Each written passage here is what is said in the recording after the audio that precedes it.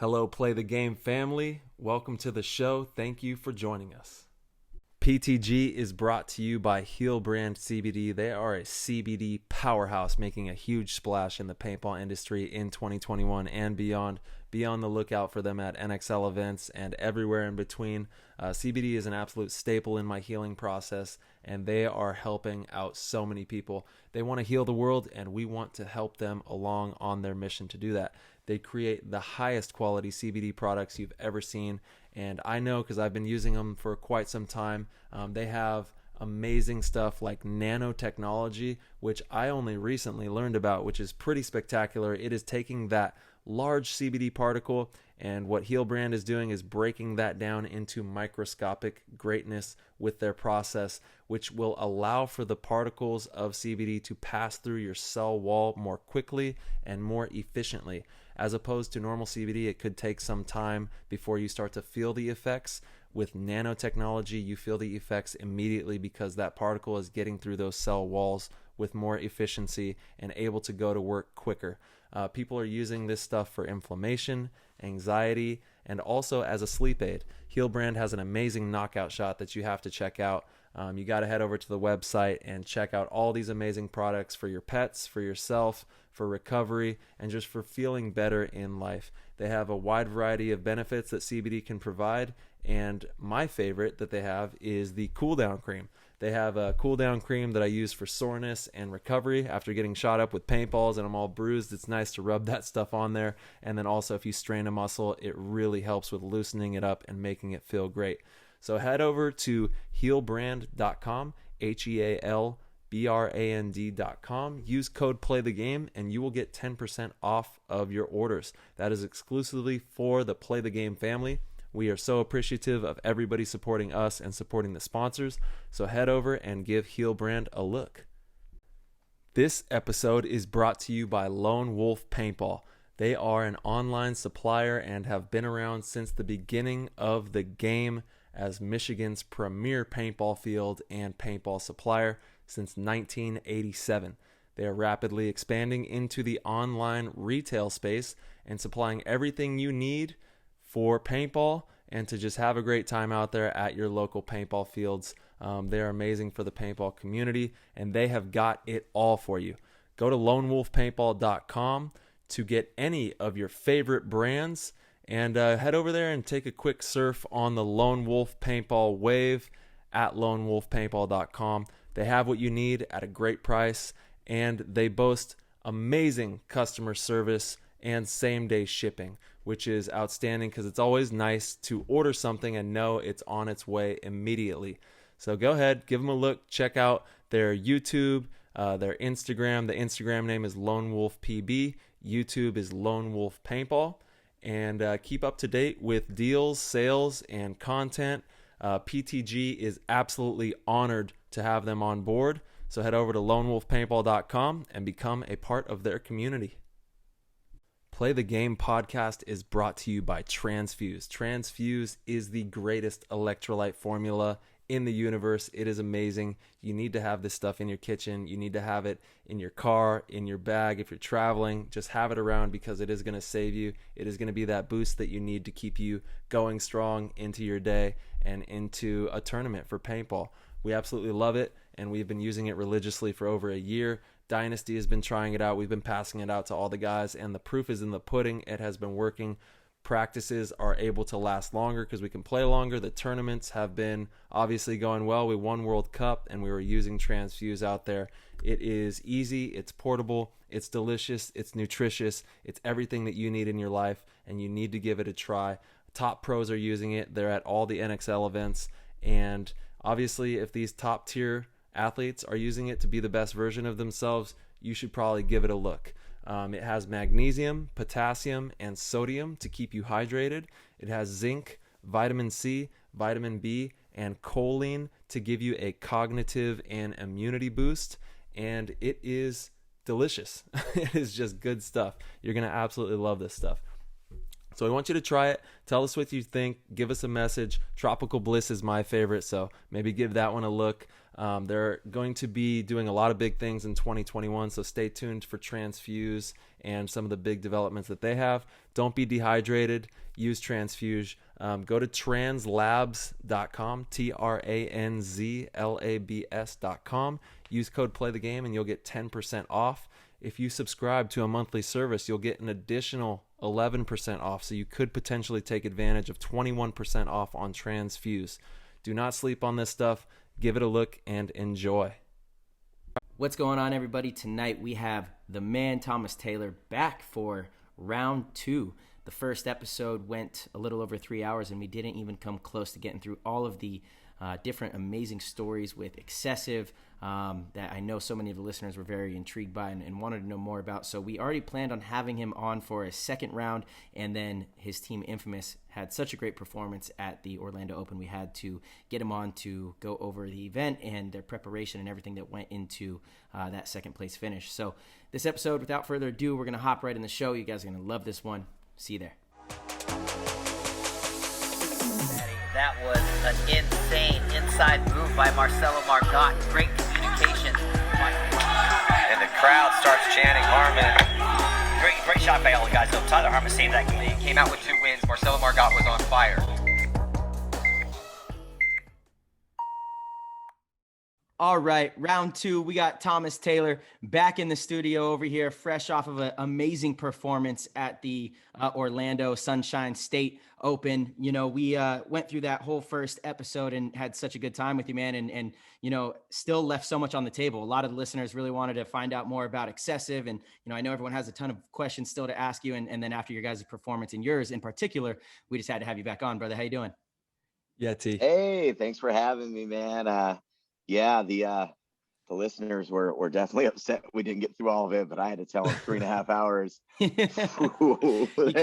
can't really go that much longer. There's a lot of meat on the bone, right? Yeah. No, exactly.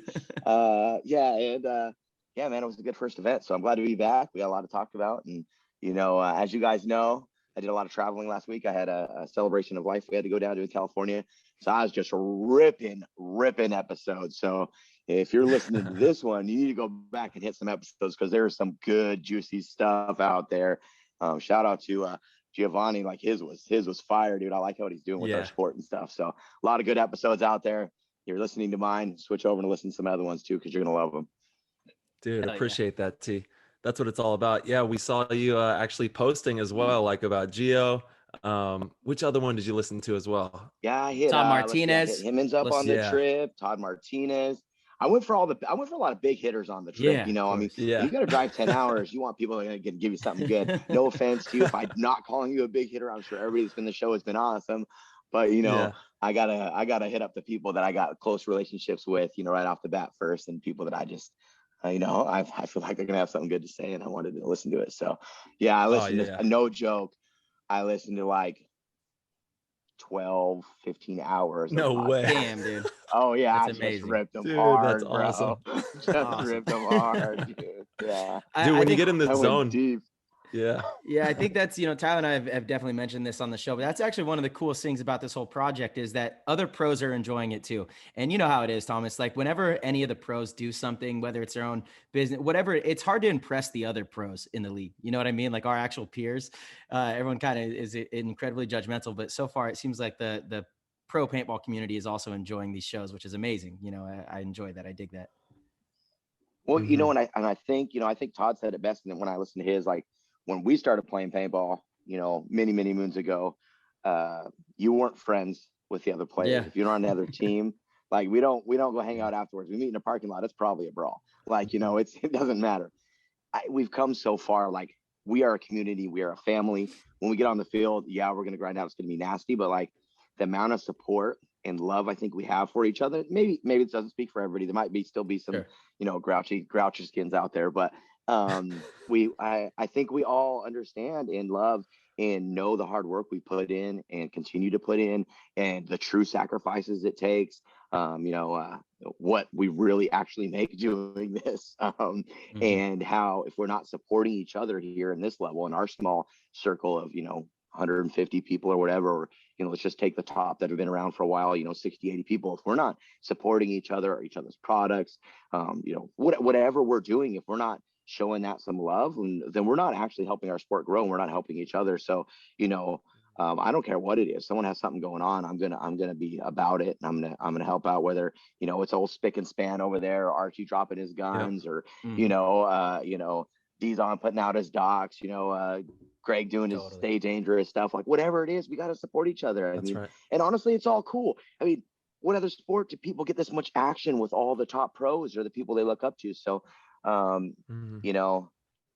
people should be joining in. All the pros should be watching and sharing this, and anything else anyone's doing. I mean, unless it's something completely whack, but I haven't seen anything whack come down the thing for a minute. So, No, we couldn't agree more, man. That's what we got to collaborate. The community has to come together and push this thing and push it. You know what I mean? Like, nobody's going to do this for us. It has to be done from within. There's nobody coming to save us. There's no one coming to, help this thing for us. We have to do it from within, with each other, arm in arm, as a community of, professional athletes, and then just participants as well, from top to bottom. We got to link up and make sure that paintball is going to carry into the future.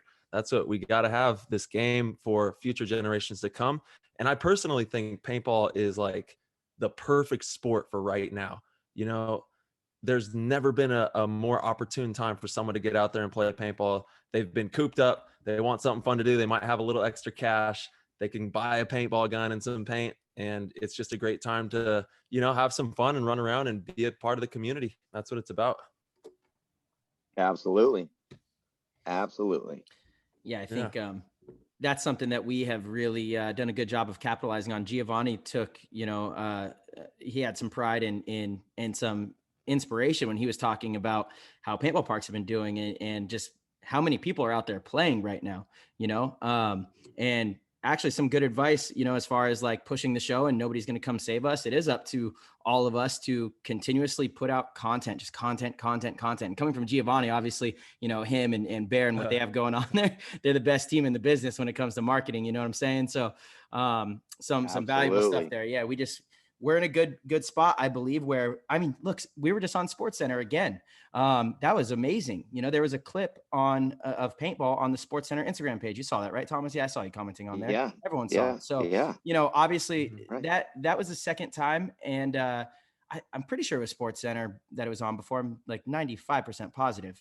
Dude, they're just like poking us. They're like, hey guys, Yeah, but they have a social media team, right? And so each time that a paintball clip has been posted, I've gone and looked. Like, the paintball community shows out for that stuff. And so we get more views and likes and engagement than just about any of the other posts that they have.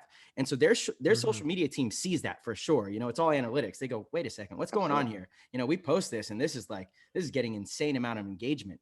That will lead somewhere. So we need to continue doing that as a paintball community. I'm really proud anytime the outside industries post something about paintball. It seems like the whole community really shows out, shares it and all that stuff. And we got to continue to do that because, again, there are teams that are designated within these companies to look for engagement, just engagement, and whatever gets engagement gets more publicity. So, fucking shout out to all the whole crew. Yeah. Shout out to all of you out there clicking the likes and commenting. Yeah. That's what it's all about right there. Click. Hell yeah. And, the cool thing is they're going to, like you said, Marcelo, they're going to look at that. They're going to see, wow, look at what we have here. And then we can have some more opportunities moving forward. Yeah, man. 100%. Yeah. So, Thomas, listen, man, I know, I think all the listeners thought that we were going to dive heavy into the excessive story because it's one of the greatest stories in paintball.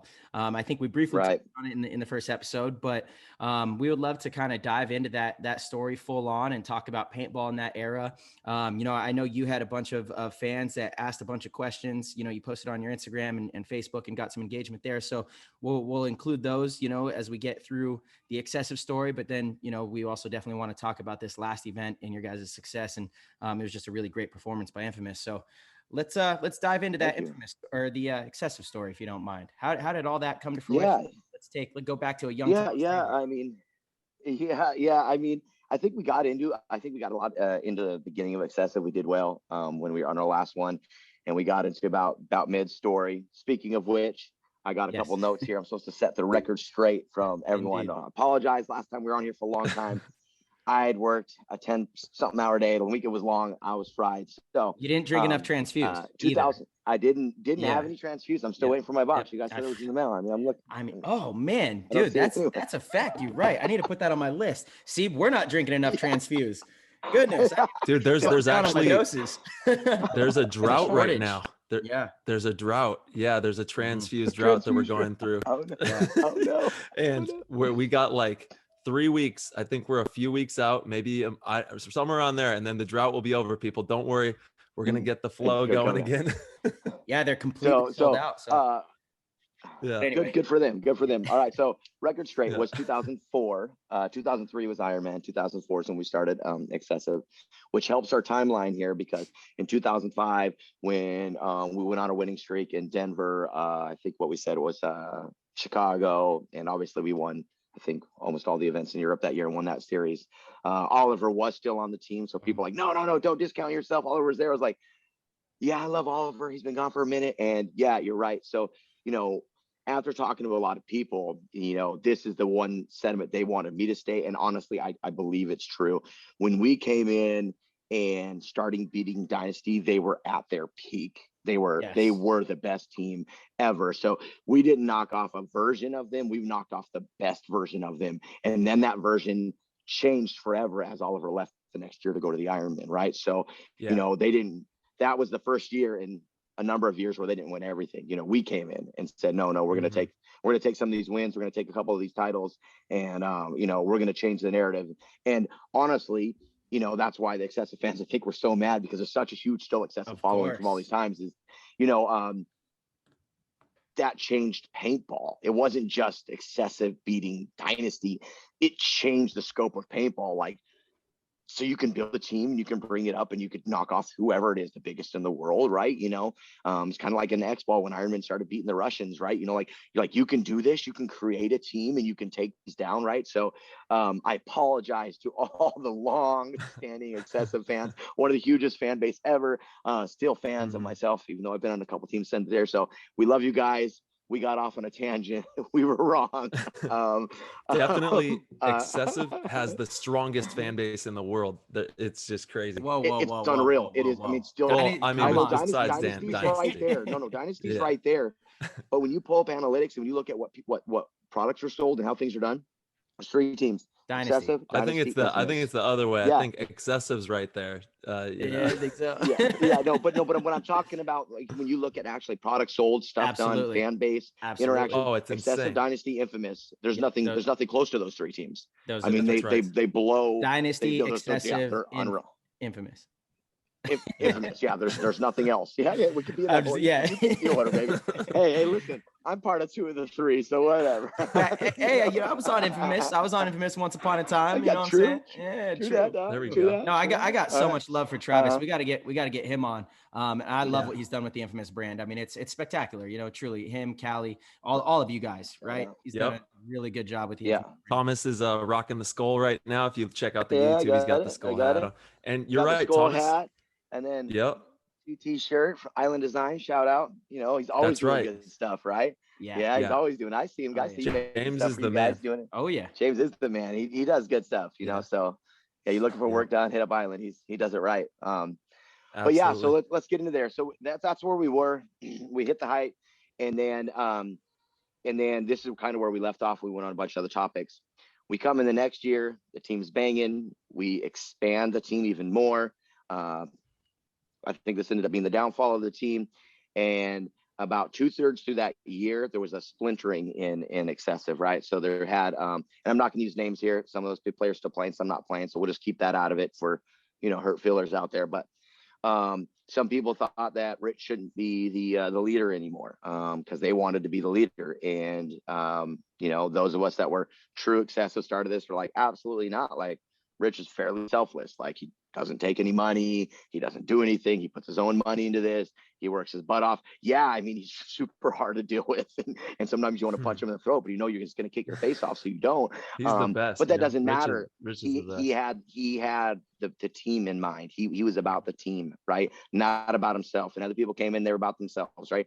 People that were getting paid more than we were getting paid. We were bringing people in, and they were getting side deals and getting more money. They also, that wasn't enough. You got to be a leader. You got to take it over. You got to create cliques. And so things started going bad. And when you have 30 players on the team between excessive and energy, that's a lot of egos and people to maintain. It was too big. So, I love Rich's heart in that. If there's anything I could say where Rich messed up is he should have just stuck with the loyal core and added smaller pieces, and excessive would have went on winning for years and years. The amount of industry backing, money backing, the team could have just thrived for years.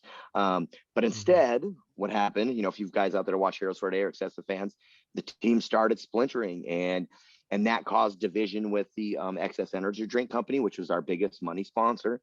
And basically it came down to a splitting of ways, like 2/3 of the season.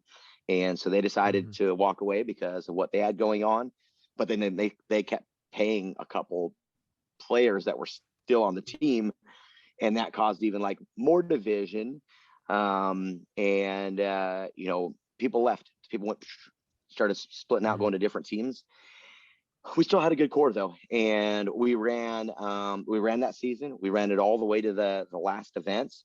I think there is where I blew up my PCL. NPPL used to like to roll out carpet over concrete, and I jumped the snake to bunker a guy down the highway, and there was this ginormous metal grate under the snake. I mean, we're talking like one of those parking lot grates, like the 3 foot by 3 foot open metal. It was just right under the carpet. So I go in to shoot him, wham, catch that with my knee. I tear my PCL. And we're, like I said, we're already down on bodies. We still go in, and I think we took 3rd or 4th. We ended up losing to Dynasty. I think Scott Kemp went down the snake. I'm like, oh my God, we're gonna win this. He pops up, gets a penalty, and then we lost the game. I can't remember how we lost the game. We lost the game. Then it goes into that Joy Dynasty game, which we all know. MPPL came back and apologized later. Joy won the game. Somehow they just overturned the game and gave it to Dynasty afterwards, which was wild. But that, walk me through that. That was crazy. Want to go through that? Yeah. The game's over. It's a 2 or 3 on 1. Johnny's not going to go out without being a fighter. Johnny, Johnny, man. Johnny Pridge, he's a gangster, right? I mean, this time that we're talking about too is different. Yeah. Yeah, it's different, right? And we're in that was this in San Diego? I think it was in San Diego, where they had the big stands, right? We were right next to the bleachers. There's nothing. So anyways, Johnny's in the middle. He's outnumbers. The dude next to him, the snake. Johnny just decides he's just going to run and punish this dude. So he runs, jumps over, punishes the Joy dude. They shoot each other. And then, how Joy, like I love Joy, but they're also kind of dicks, they had to give you the couple extra bonus balls. They had to do the little things. So instead of just like going and hang the flag, they run him down. Well, Johnny just stays in, no armband or anything. He's just like, just start willy-nilly shooting everybody, right? Like the rest are like, okay, stop. It's over. And then, so they're supposed to win. That means we win the world title, right? They win the event, we move on. Well, all of a sudden, like 20 minutes later, they're having conversations about how Joy didn't win. And then some head ref that wasn't there from another field comes in and says, hey, Dynasty wins. And so everybody loses it. Every pro team loses it. Everybody's pissed, right? Like Joy stopped playing paintball at that point. They quit. They're like, this is ridiculous. Like, we're done. They literally left the league. They got out. Because, I mean, you go back, if the footage is on, you can look it up now. I mean, it's crazy. You even hear John from the sidelines yelling that he's coming. Like, you can't talk in seven, man, right? So he's up in the stands right next to Johnny, screaming, they're coming. So like everything bad that could have happened. So MPPL comes out afterwards and says, hey, we screwed up. Excessive actually wins the title. Never got my trophy. I'm still waiting. That Dynasty wants to ship it to me. I'm still waiting on my trophy. I never. Is this public though? Because I don't remember NPPL doing that. They did. And then it's just like, so I'll give you an example. I was looking for the Fox Sports footage. Remember when we did the Fox Sports TV show? Yeah. Right. So they did it was like behind the whatever it was, like they did like there's like a UFC thing. So I had my own show, right? They came, they filmed my life, they filmed outside of it, and they showed a little bit of paintball. But then that version of MPPL died, so all that stuff went away, and someone bought it and owns it somewhere. Also, just like then, that version of the MPPL died and went away. And so it doesn't matter what was said or what was done. We also didn't have enough social media and stuff back then. So it is what it is. It's water under the bridge. But that was basically our last event with that full team. And then after that event, a couple more people left before the X-Ball, or was it NXL at that time, boys, or PSP, whatever it was, the that World Cup. So we lost a couple more players. And so at that point, we Excessive was stripped from like all of its players. We still had some of the core, but then we had like Bobby Scott that had come on that during that season. That's when Scott blew out his best dudes ever, NCL or ACL at the event. Yeah, I was watching that in the grandstands. Oh man, and he was playing so good too. So like good. He'd had kind of like an on and off season, and he was working up and we're like, oh my goodness, this kid's getting it. Like he's really getting it. Like he's going to be good. And then pow, blows that thing out. And then obviously Scott went on to be a great player after he rehabbed it. But yeah, so he just won the World Cup. What a guy. Yeah, right. Hey, he's won a lot of tournaments, right? You bring it back for one event and you win. What do you know? Yeah. And then so that's, and then we go into this off season. We no longer have the excess energy drink sponsorship. And, besides all the side things they did, it was about 150K cash, liquid cash for the team. And then, so we lost that. And then we kept all of our other sponsors and stuff. But because of the fracturing and the people going on, the team had to kind of rebuild with more like local or just not the same level of talent. Bunch of people that worked really hard, as Tyler, a lot of the guys that came through the camp. So that put Excessive into this every year rebuilding thing. So we're rebuilding and trying to grow, rebuilding and try to go. So we went from having, a roster that literally was deep enough that we could take a first and second at an event. That's how many good players we had, let me back that, great players we had, experienced players we had, to having, about a half of a squad of experienced players and then building. And we went on that road for, when did I go to Heat? I think I went to Heat, I want to say 2012. 12? Well, what year is it now? 2021. I'll look at my dates. On the team with the Russians? The Russians left. I came on. The Russians came back. 2015. Okay, there we go. Or 14, actually. I'm sorry, 14. Because 2014, because played with Art Chaos. Okay, perfect. So 2014. So the 2013 off season. Yeah, that makes more sense. Yes. So there you go, Rainey. I know Rainey's gonna be in here trying to correct us. So the rest of the Excessive story, it went on, and we were actually able to build a pretty strong squad, right? We rebuilt with we were able to, the last year we won the 7-man series. We won the Huntington Beach. Shout out my boy Riley. Tyler, give him some love. Riley Sullivan hot that year. Sullivan. Super hot that year. He actually he just called me this afternoon today. Did he? Yeah. Nice. I keep telling him to go visit him, but it's like 5 hours. And, I don't know why. Dude, you can just put on some Play the Game podcast and drive out there, bro. Rip it. I'll have to download him though, because ain't no service where he's going. So the I don't want to dumb down the last of the years, but it was just a revolving circle. And let me tell you, people ask, there's just some questions in here about people asking, what does it take to be pro? What does it take to be on the top? How do you stay there?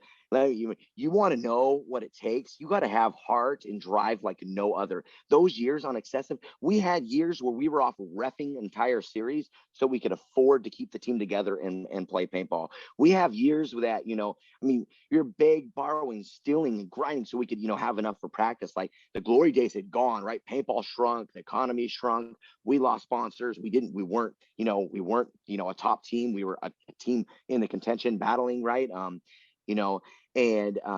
Dude, the amount of sacrifice and heart it takes to be a pro, like you think you're going to get here, it's going to be easier. Like whatever grind you're on now, it's going to get harder, man. If you don't have that, that inner something that makes you different, that, if you're willing to put in the work, whatever that means on all aspects, you're not going to make it, and I loved excessive so much. I believed in it so much. I still do, I mean, excessive exists. It just doesn't exist like it did for us, but Hey, T, I couldn't leave, man. Go ahead. I saw it the whole way. I was right there watching the whole entire thing. I was in Modesto, and I saw the whole entire thing. And you're right, man. What you guys did was like almost unbelievable. It's unbelievable, how much work you guys put into keeping that going. And Excessive, shout out to Excessive, still thriving, and Junior and Extreme Paintball and everything that they're doing. Love seeing them at like the CEPLs and in the local tournaments out there, West Coast. Yeah, baby. Yeah. I couldn't, people ask me all the time, like, why'd you stay so long? What'd you do? Like, and maybe I'm an idiot, right? I didn't jump around like a bunch of other players. We talked about, how Mouse took his money, and, Greg's taking his money and he left. And like, I turned down big offers. There were still big offers being out there. I mean, I turned down, cash money, I turned down 30 G's multiple times just to go play paintball, and that's gonna make me emotional, man. I loved with the idea of what we had created, the idea that we weren't going to be industry controlled, that we were going to take off and do our own thing, that we we're going to run our own products, that excuse me, sorry, that we had done something no one else had done. We'd done Truly. something no one else had done. Not that teams had come up, but not like we did. We made a stamp on the paintball that'll never go away, and I couldn't let it go. I didn't want to let it go. I mean, and to add to that, Rich is family to me, and I didn't want to let Rich down. I don't like letting people down. That's not who I am, So yeah, could I had a lot more money, and could I have been more like, oh my goodness, I know I don't get enough fame, I don't get talked about enough because, I wasn't on all these great teams, and there's these other players that do so. But you know what? At the end of the night, I could always put my head to sleep because I knew I was doing what was right in my heart, right? And not to say what other people's not doing is not right, but for me, it's God, family, paintball. And I need to make sure that I am right with who I am inside so that I can be good for everything else. And at that time, I could not let it die, and I could not let Rich down, Well, you also liked your legs, like in the way that they worked and everything. And Rich, Rich could have something to do with that. yeah. You're not going anywhere. No. Get back here. Rich and I never really talked about it, right? Like he wouldn't talk about it. It just, Rich is not a huge talker, but he knew the sacrifice I made to stay on the team. Dude, and it was amazing. He made his own sacrifices, and he put a lot of, like I said, his own time and money into the team. And so, but it did get to a point where, even though we won the 7-man and we were at where we were at, I had to switch my focus from my passion and my love for the idea of excessive to what was going to be best for my family, and we just had Keith, and he's a couple years old then at that point. And just so the listeners know, for a couple years. Yes. How many we sitting at right now? We have 4, baby, and we better stay there because that's 4. You got to push it to the limits. Come on. 4 baby trolls running around. That's wild noise. I mean, this is met me one part. The world is in trouble. Holy moly. Yeah. There came to that thing that became more important than the idea of excessive, and that was my family. And what am I going to do? What is my future truly going to hold? And I started questioning where I was even at with paintball. And I know that's crazy because I'm still here and we're still doing it. But I had to decide that if paintball wasn't going to better my family, then I was making a choice that was selfish. So my heart was being divided between a love of an idea, of a team, and a family that I'd made an eternal commitment to, right? So that end of that season, I think it was 2013 season, we got this. I knew my time with JT. I've been working for JT Splatmaster. We were traveling the world, which is a whole nother story. It was an awesome time growing paintball and just introducing kids to paintball for a couple of years around the country and doing big events. But that was going to end, and I was like, okay, well, what's the next step? And I knew that meant leaving excessive, right? So that's when, I started exploring other options. Was I gonna say, okay, well, am I gonna retire? Or am I gonna do like some of these other guys, partially retire and come back in a few years? I started revisiting my firefighting roots that, I had given up for paintball. And I reached out to Sarge, I think, or Sarge reached out to me, I can't remember. Sarge and I had been getting along for a number of years. We'd go battle it out at the CXBLs up there, right? So he'd bring his team in, and he'd bring his 5 or 6 guys in, and I'd go in with me and be like, all right, and we beat him a number of times, or we hold our own, right? So, I knew he had respect that I could play the game, because I could be the superstar teams, and I had a bunch of, I had good players, but not superstar Americans. And so we sat down and we just chatted for a while, and I flew down, and we had a couple of meetings, and then we just came to terms like, hey, let's do a 2-year deal. We'll see where that goes. The Russians were leaving. He wanted to rebuild with different types of players, and like I said, we had a good relationship. So I made that decision, and honestly, it felt great. I'm gonna tell you guys, going home, knowing that I was gonna have to tell Rich, even though it was the right decision. Oh man, I don't know. I cried like a baby, bro. Like, I just, because I knew it was gonna hurt him. Like, not just, I knew 2 things. Okay, 2 on things. so many, I don't want to on get just emotional different about levels, it. of course. Yeah. I don't want this to sound smug or something, but I knew that me leaving Excessive would destroy Excessive. That would be the end of the show. Right. Hold on. We got a special appearance. Special guest. That's Big Z. Yeah. Big Z back here. So I knew that would destroy Excessive. That would be the end. Right. And 2, I knew personally it was gonna hurt Rich. For all the listeners that are like, what's happening? If you check out the YouTube, Thomas's voice coming in, trying to make a little cameo guest appearance. He's doing some gymnastics on the bed back there. Oh, that's funny. So I mean, and that hurt me. I mean, it hurt me, but it was the right thing for me to do. And so I let him know. Sarge asked me not to let him know where I was going, because he was still building. He likes to do that. He likes to get all his pieces, put together, and then just announce it at once, or make sure he has a plan. He's a plan guy, right? So he wants to be like, this is where we're going. And so, I mean, that started my Heat journey. The season ended, or around whatever it was, the beginning of the year, we announced it. I went to Heat, and that was in a completely different time for me, right? So I went from being with Rich, that knew every ins and out of me. I mean, he taught me, he taught me more about paintball than most people will learn in their entire time playing. And he'd been in more battles with me. He trusts, if I got a bad point, that's okay, because 2 good ones are coming right afterwards, right? He knew he could play me in multiple positions. He knew he could do a lot with my skill sets. He also knew when it was crunch time, that he could call my number and trust on me. So I go to Heat, and Jason and I don't have a relationship, right? So we don't have anything. So I got to go in there. This is a whole younger group, right? This is a younger group, right? They were building a much. Sorry guys, you're watching. Now he's dressed. He's got a mask. Yeah. Now he's wearing the mask. Head out there. Thomas's little one is running a racket in here. All right.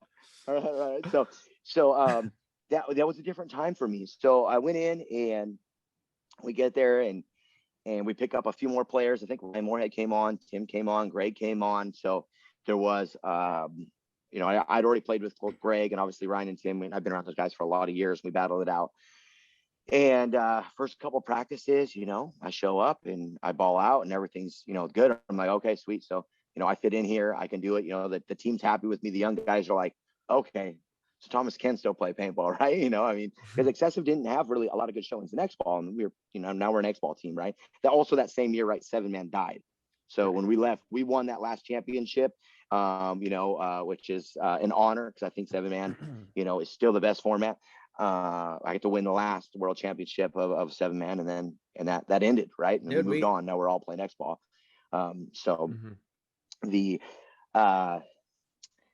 I felt like I fit in pretty quick. I was a little worried at first. Like I said, it's a younger crowd. I fit in, but I came out and I put my work in the off season like I always do. I showed up and I played well. And then we went on to have an interesting season. Remember, there was the challengers and then the champions. Our first event, the team didn't do well. We got dropped into the challengers. And then Real let quick, me tell you, Thomas, you've been around Mama. Go ahead. Thomas, Yeah. quick, if you Go don't ahead. mind, just for the listeners that might not be familiar with champions and challengers, we essentially had 20 pro teams that were split into 2 divisions, 10 in the champions, 10 in the challengers.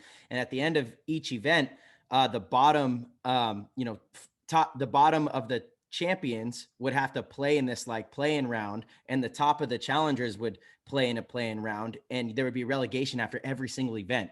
So you would have teams like Dynasty did it. Dynasty, Houston Heat, that Art Chaos team, which was loaded with all the Russians, ended up getting relegated and playing in like the bottom half, which they didn't even play on the pro field until Sunday. It was like crazy. Yeah. Infamous got relegated. Remember that Dynasty Infamous match? Yeah. That was one of the greatest matches ever. Yeah. Yeah. So, I mean, that was a crazy year, right? So we got relegated that one event, and, Sarge sat us down and made sure we knew that that is unacceptable. And so we said, oh, okay, like really unacceptable. And so we went to the next event in Challengers, and it wasn't good enough for us to win that bracket. We were supposed to go win there and like not let a point be scored against us.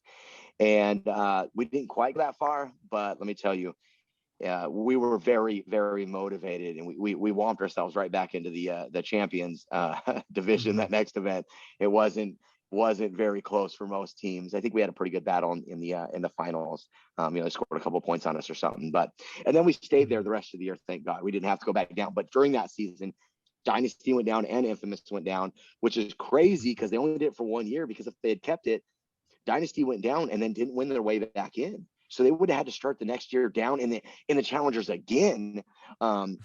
Which, by the way, once again, if you haven't looked this up, go look up that match. 2000, what were we saying, 14? Is this 2014? Yep. 14, Infamous, Dynasty. If you want to watch one of the craziest, awesome matches ever, down to like 3 one-on-ones. Still, I mean, you can't watch top 5 matches probably all time ever played in paintball. The craziest thing was just the year before, in 2013, was that other crazy game against Infamous with where we scored at the very last second and went into the next round and then won the tournament. Yeah. Like Oliver diving through the air with his knees. Kyle. What was his knees doing? Was it Kyle? That was Kyle. Kyle on that one in 13. Yeah. Was it Kyle in there? I remember diving into that big balloon. Oh, I know, flying through the air. Yeah, there's a photo of Oliver doing that too. Yeah. Yes. Okay. Superman. That's why I thought it was him. Yeah. It's funny, real quick, that game in 2014, the finals was for the champions was Art Chaos and Damage, and it was like a 6-0 beating and just not exciting at all. Everybody was more interested in the Dynasty Infamous match. Like everybody, it was, the stands were packed. I mean, that was the finals, the pro like champions finals. You know what I mean?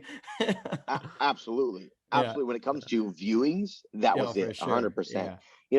Although I'm glad they got rid of it, because anytime they've done something like that, you watch the teams that don't make the cut disappear, whether the next year they don't get the funding, whether players leave to go be on another team, they don't want to stick it out. So I'm glad they don't do it, because it's too much volatility. And if you're a big sponsor, I don't just pick anyone, that's, whatever, you're Field One and you're going to sponsor another pro team. If that pro team isn't going to be on the pro field being watched by everybody, they're not worth as much, So I'm glad they got rid of it nonetheless. It's like Champs and Challengers is like the crypto market, and then what we have now is like normal stocks. Right. Too volatile. Way too volatile. That's where you get to make all the money now, dude. Yeah. This is true. You got to put it on. Anyway. But that year was a good learning year for me. Jason didn't have that same confidence. So, I spent a lot of that year saying, okay, well, how can I be more multidimensional? How can I be a better communicator? What more can I bring to this team outside of my what I believe is my best skill set, which is just going forward and killing people, right? I feel like I'm pretty good at that and built a career on doing, just go take as many with you as you can. And then the next year we pick up Fedorov, Malloy, and Sergey. Mishka, right? So our chaos Now guy that's a and pickup. Sergey. And Sergey. Yeah. So we bring in 4 Russians and we go through, I think it was just like the first practice of the year. And Federer and I mean, we battled and it's always been heated. There was never like, we never had like a bond. We get through practice 1 and it is clear it's going to be a long season, right? I'm like, okay, right?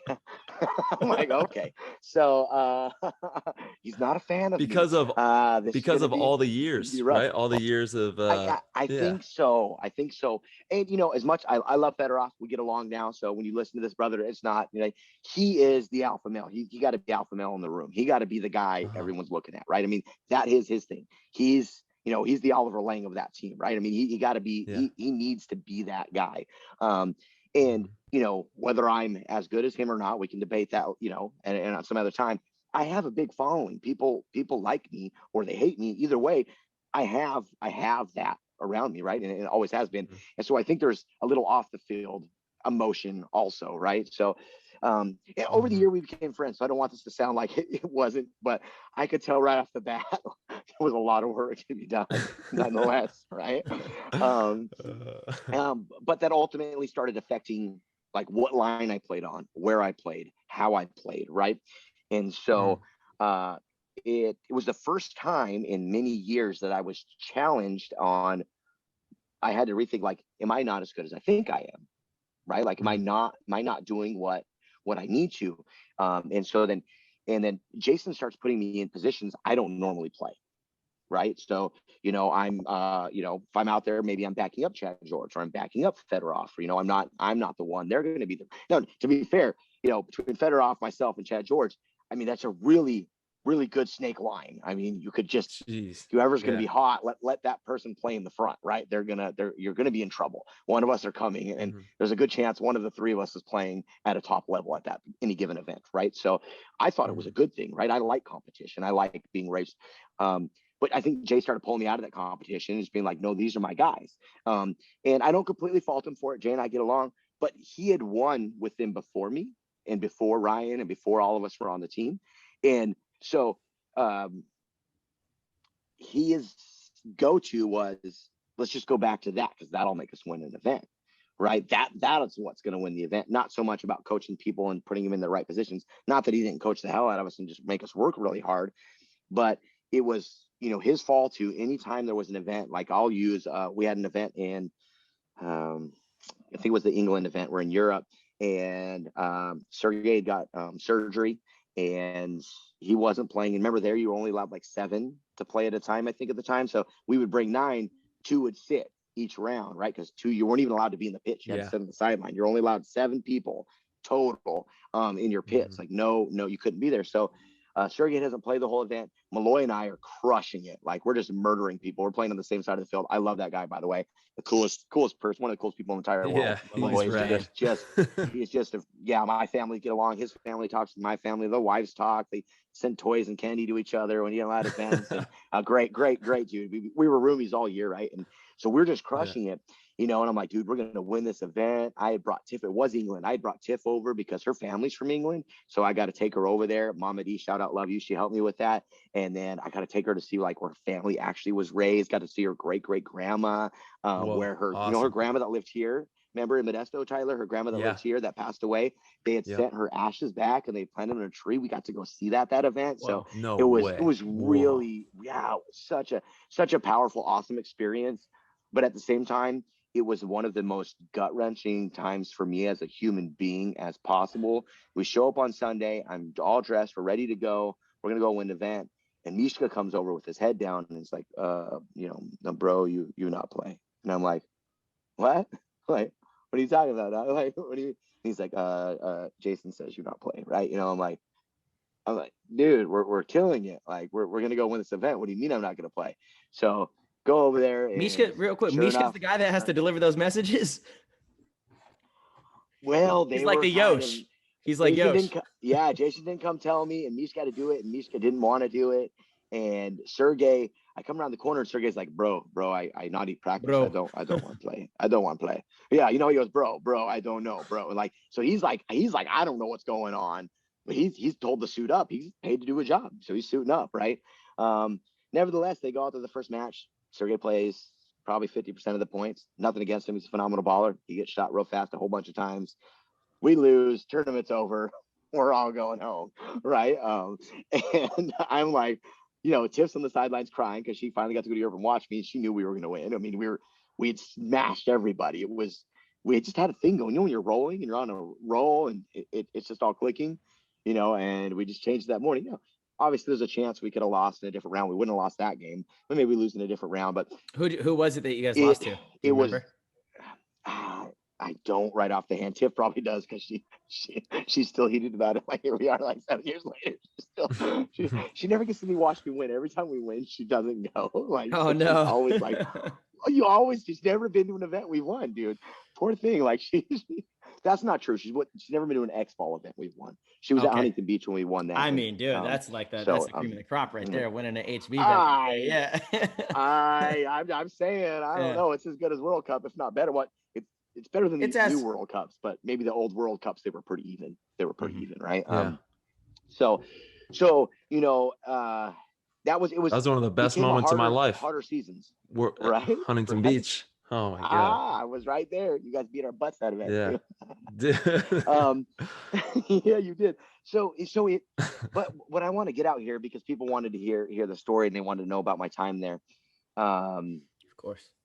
I went home. I did a lot of self-seeking and looking inside, and I said, okay, I can let this break me, because clearly at this point, it's not about how good I do, what's going on.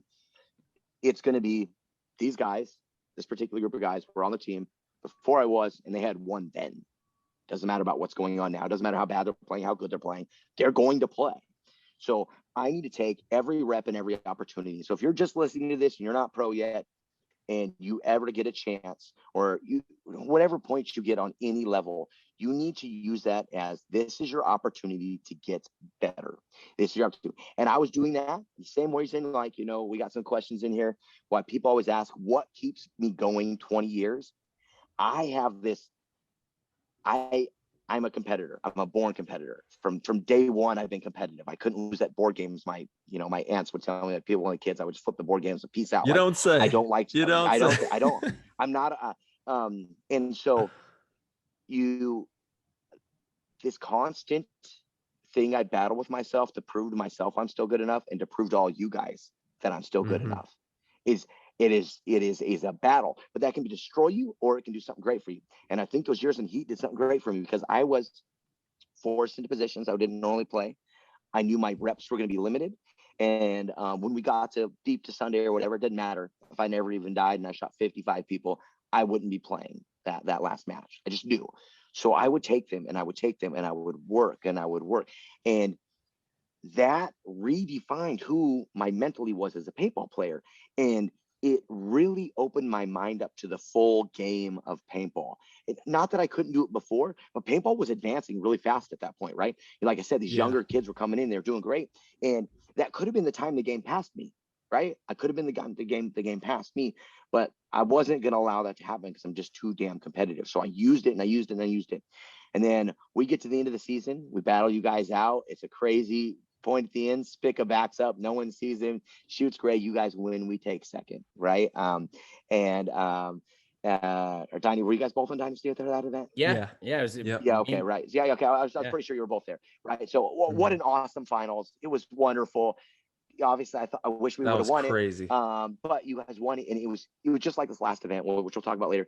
You know what? It's down to the last second. You can, if you got to lose, that's how you want to lose. You want it to be like, dude, everybody went swinging, and we're seconds away from being champions, right? And so I think, okay, cool, we've done it. We put all the pieces together. This team grew throughout the season. We won the European Championship that year. We were the series title holder. We won a couple events over there. We took 2 seconds that year in the U.S. There was only 4 events because that's when the NXL and the PSP flip-flopped over, right? Yeah. And so I'm like, sweet. Well, so I'm thinking, okay, the tournament gets done. I'm going to the airport. I talk to Sergeant Mamadi. My contract's over, but I'm assuming that, we'll talk about a new contract, right? Like we'll extend that contract, right? Also, one of the people, a lot of people thought that like they imploded the team and they did some stuff. No, a lot of us had 2-year contracts. You signed a 2-year contract, and well, I think Tim was midway through his contract. I'll never know. I mean, I guess he's not here for us to answer. But most of the people that changed were on the end of their contract. And so a couple weeks later, Sarge calls and says, "Hey, man, we're going a different way. Ryan Smith's coming back on the team. We're going to switch up coaching. We're going to do this. We're going to do that. And, we're not going to be, offering you another contract." And I took that to heart. Like I took that to real heart. So I was like, man, I did so much to evolve my game this year. I played really, really well.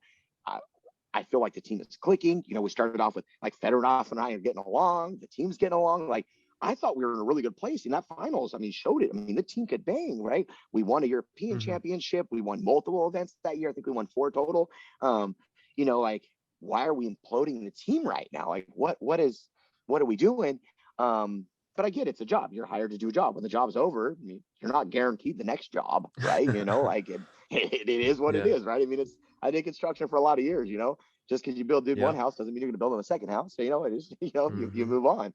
And this is where my, like I told you a couple years before this, I said, hey, what am I going to do with my life? So I said, all right, well, I prayed about it a bunch. I talked to Tiff, which, I talked to a few different teams. And I said, you know what, it was a good ride. I finished off. I couldn't ask for, besides, winning the event, right? I couldn't ask for a better way to finish it. We won a title. I got a bunch of freaking trophies at home. I had a great year. Let's just move on. Let's focus on, at that point, I started my zombie business. I had a paintball field I'm partners with. We got a lot going on. My kid's just starting to play soccer, right? Keeps running around with his little legs, kicking a ball. It's like, okay, let's just move on. Let's move on. And I'll go ahead and retire. So, and I didn't announce it, I just said, okay, we're going to move on. And then, I think it's like only like 6 weeks later, so we're into maybe beginning of February at this point. Right. So, it's been a long time since our last event. We're getting close to the first event, right? I think we're a month out. And Tiff's like, yeah, so you need to go find a paintball team. I said, what? She's like, yeah, you're not ready to be done. You need to go. Sorry, baby girl. I'm spilling our secrets, but it's true. She said, nah, you're not done. You need I guess there was still some pent up Thomas Taylor in there, still living large. She said, get out of here. Yeah, she did. She said, you gotta go, bro. Go get some energy.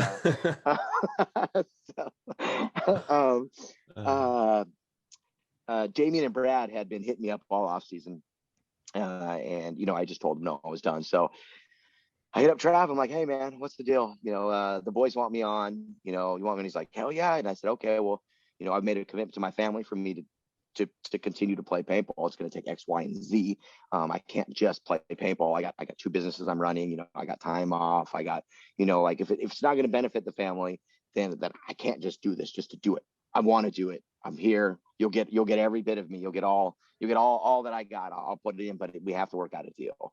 And so that went around for just about a week, and we came to terms with what would work. And I called the boys up, and everybody's like, hell yeah, let's go, right? So and I've been playing paintball all off season because I had my field, so I'm just building the local scene and doing it. So it's not like I was, I'd probably put on 10 pounds, a couple extra IPAs or whatever, but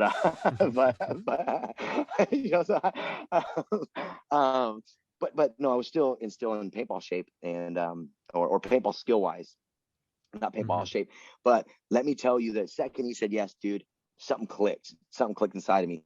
Man, I went ham. I'm waking up in the morning, doing 5 miles, going to the gym, going to work, coming home, going to the gym.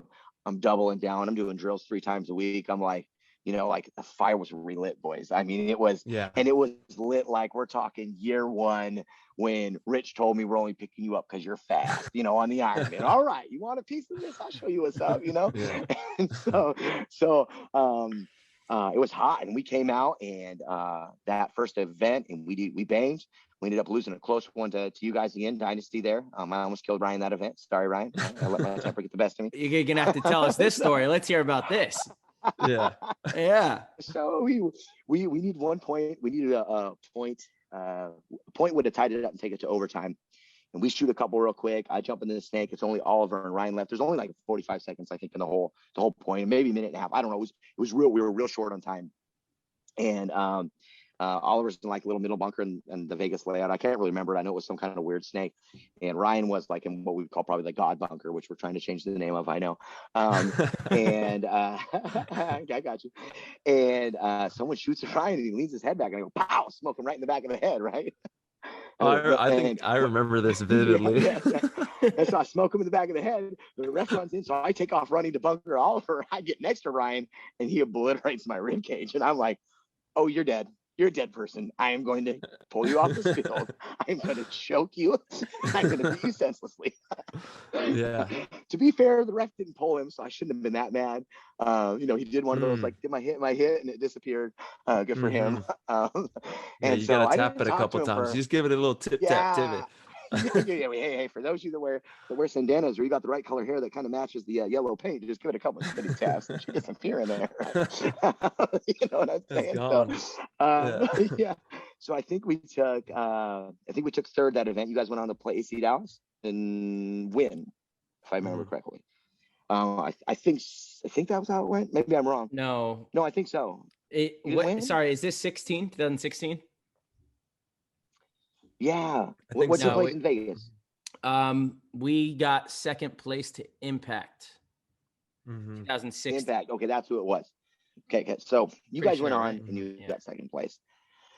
I don't know why I thought AC. AC was the next year. You're right. No, I think you're right. AC was the next year that they went in and got second, because you would have got first if you played AC. So you're correct, because they never won. They never won no events, baby boy. They didn't win. I Those. know. You were Crazy. right. We beat Impact in 2017 in Vegas.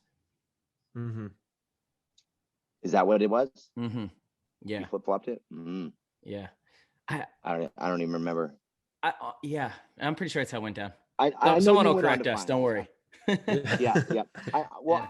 I'm okay. I won't say no. I'm 99% sure you guys went on to finals. We took third, because then we came back the next event and beat you guys and went on to beat Impact and win it. Gotcha. Which was honestly for me, it was just a vinification of that. The work and who I was as a player was still there, right? I know Damien got the MVP and he played really well that event. We were both right there. Callie and I pulled back at least 6 2-on-4s that event. Like we were in it. We won that event, and that's got to feel good, man. We beat Heat at that event, right? So I think we beat you guys, we beat Impact, we beat Heat. We had a tough road, and we won that event. And that was for me, it was just so surreal, because 4 months before that, 3.5 months before that, I thought I was done playing the sport I loved. This is it. I am paintball. That is who I am. Hold on. I am paintball. I'm what? Right, what? Man, right? We are paintball. That's right. That's what I'm trying to say. Yeah. Right. We are paintball. That's who we are. And as our DNA, people ask like, "Oh, this is like a hobby, something we do." No, this is us. There's the us outside of here, but this is us. This is who we are. This is what we do. If it wasn't, we'd be gone. We'd be doing something else, right? And so to think I'm retiring off a good year, but a year where I felt like, I didn't get the personal recognition that I deserve from the work I was putting in. It was such emotional release to win that event, because and how well I played at that event personally. The team played great, obviously. Just it wasn't all for naught, right? I had put in the work. I showed up every day. We'd show up to these practices. We'd be gone for 13 days. I'd have to be away from my family at a time. And I'd just be working and grinding and studying and just saying, okay, even though I've been doing this already for God knows how many years at this point, I want to put a number on it. Someone will correct me. I've already been doing this for at that point. Well, it's probably 12 or 13 pro years, right? And then to come back this next year and to make such an impact on a team and to help take us to a victory. And then I think we ended up taking second overall for the year that year, right? You know, in the league. So it was awesome, man. It was really, really, really good. And I haven't let go since then, right? You know, obviously Infamous has had a bunch of up and down years, once again, kind of like Excessive. We've had a lot of rebuilding years since then, people coming and going.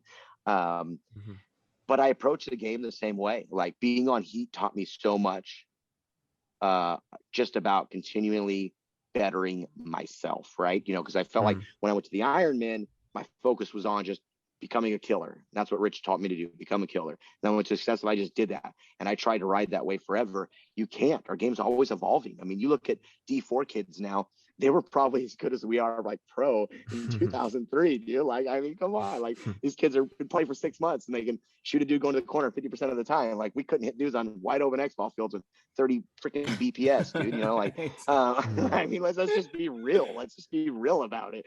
You know, you have to be evolving and moving with the game. And so, you know, and here we are. You know, I've been rocking with Infamous. Travis and I have had our ups and downs, but I love him and I care for him. And he is constantly working, and he has that same Excessive vision, right, to build a company, and he's doing a great job with it. You know, Callie by his side, creating products, you know, working with in the industry to collab with products.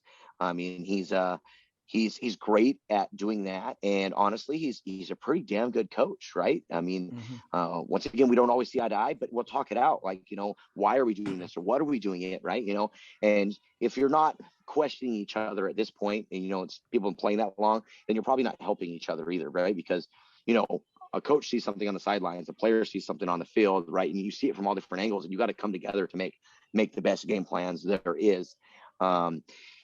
And so, you know, I've been, you know, been here, what is this, my 5th season, I think, 5th or 6th season with Infamous. And, you know, I love the dudes on the team. We got a great core, and we've been trying to bring in new talent, kind of like you guys are, bring up some younger talent, bring in some new talent, and make sure that there's people that can, you know, take our places, but it can also add to us performing now, right? And, you know, I mean, we could just roll this right into the event. I think that shows it. You know, you look at how we did the 2 events last year, and you look at what we did here. And I feel like this team's been on the right track for the better part of the last 18 months. We just didn't get to showcase that last year because it was hard only having the 2 events. And when you're bringing in new players and you're trying to fit these pieces together, you guys know how hard it is to win. Like, you guys honestly are fortunate to have guys like Dalton and Scamp that you've played with before, that know the system, that know Rusty, that, you know, you can almost plug and play. Yeah, sure, they've been gone for a while, but they already know what you're playing thinking. with these They know how you're going to play it. Life. Yeah. Right. So you get the plug and play. When you don't have that, you don't know what a guy's tendencies are. Or, you know, Travis trying to make the best thing, or we're trying to put a guy in a position. You're like, well, man, you did that good on this team. Why are you not doing that good here? And what's the deal? So I feel like, you know, starting back at the Vegas before this year, we'll get into the first event this year, you know, in COVID year 2020 in Vegas, we were right there. I mean, I think our game was a 1-point game, right? The AC Dallas was a 1-point game, and then we had another one that was an overtime game.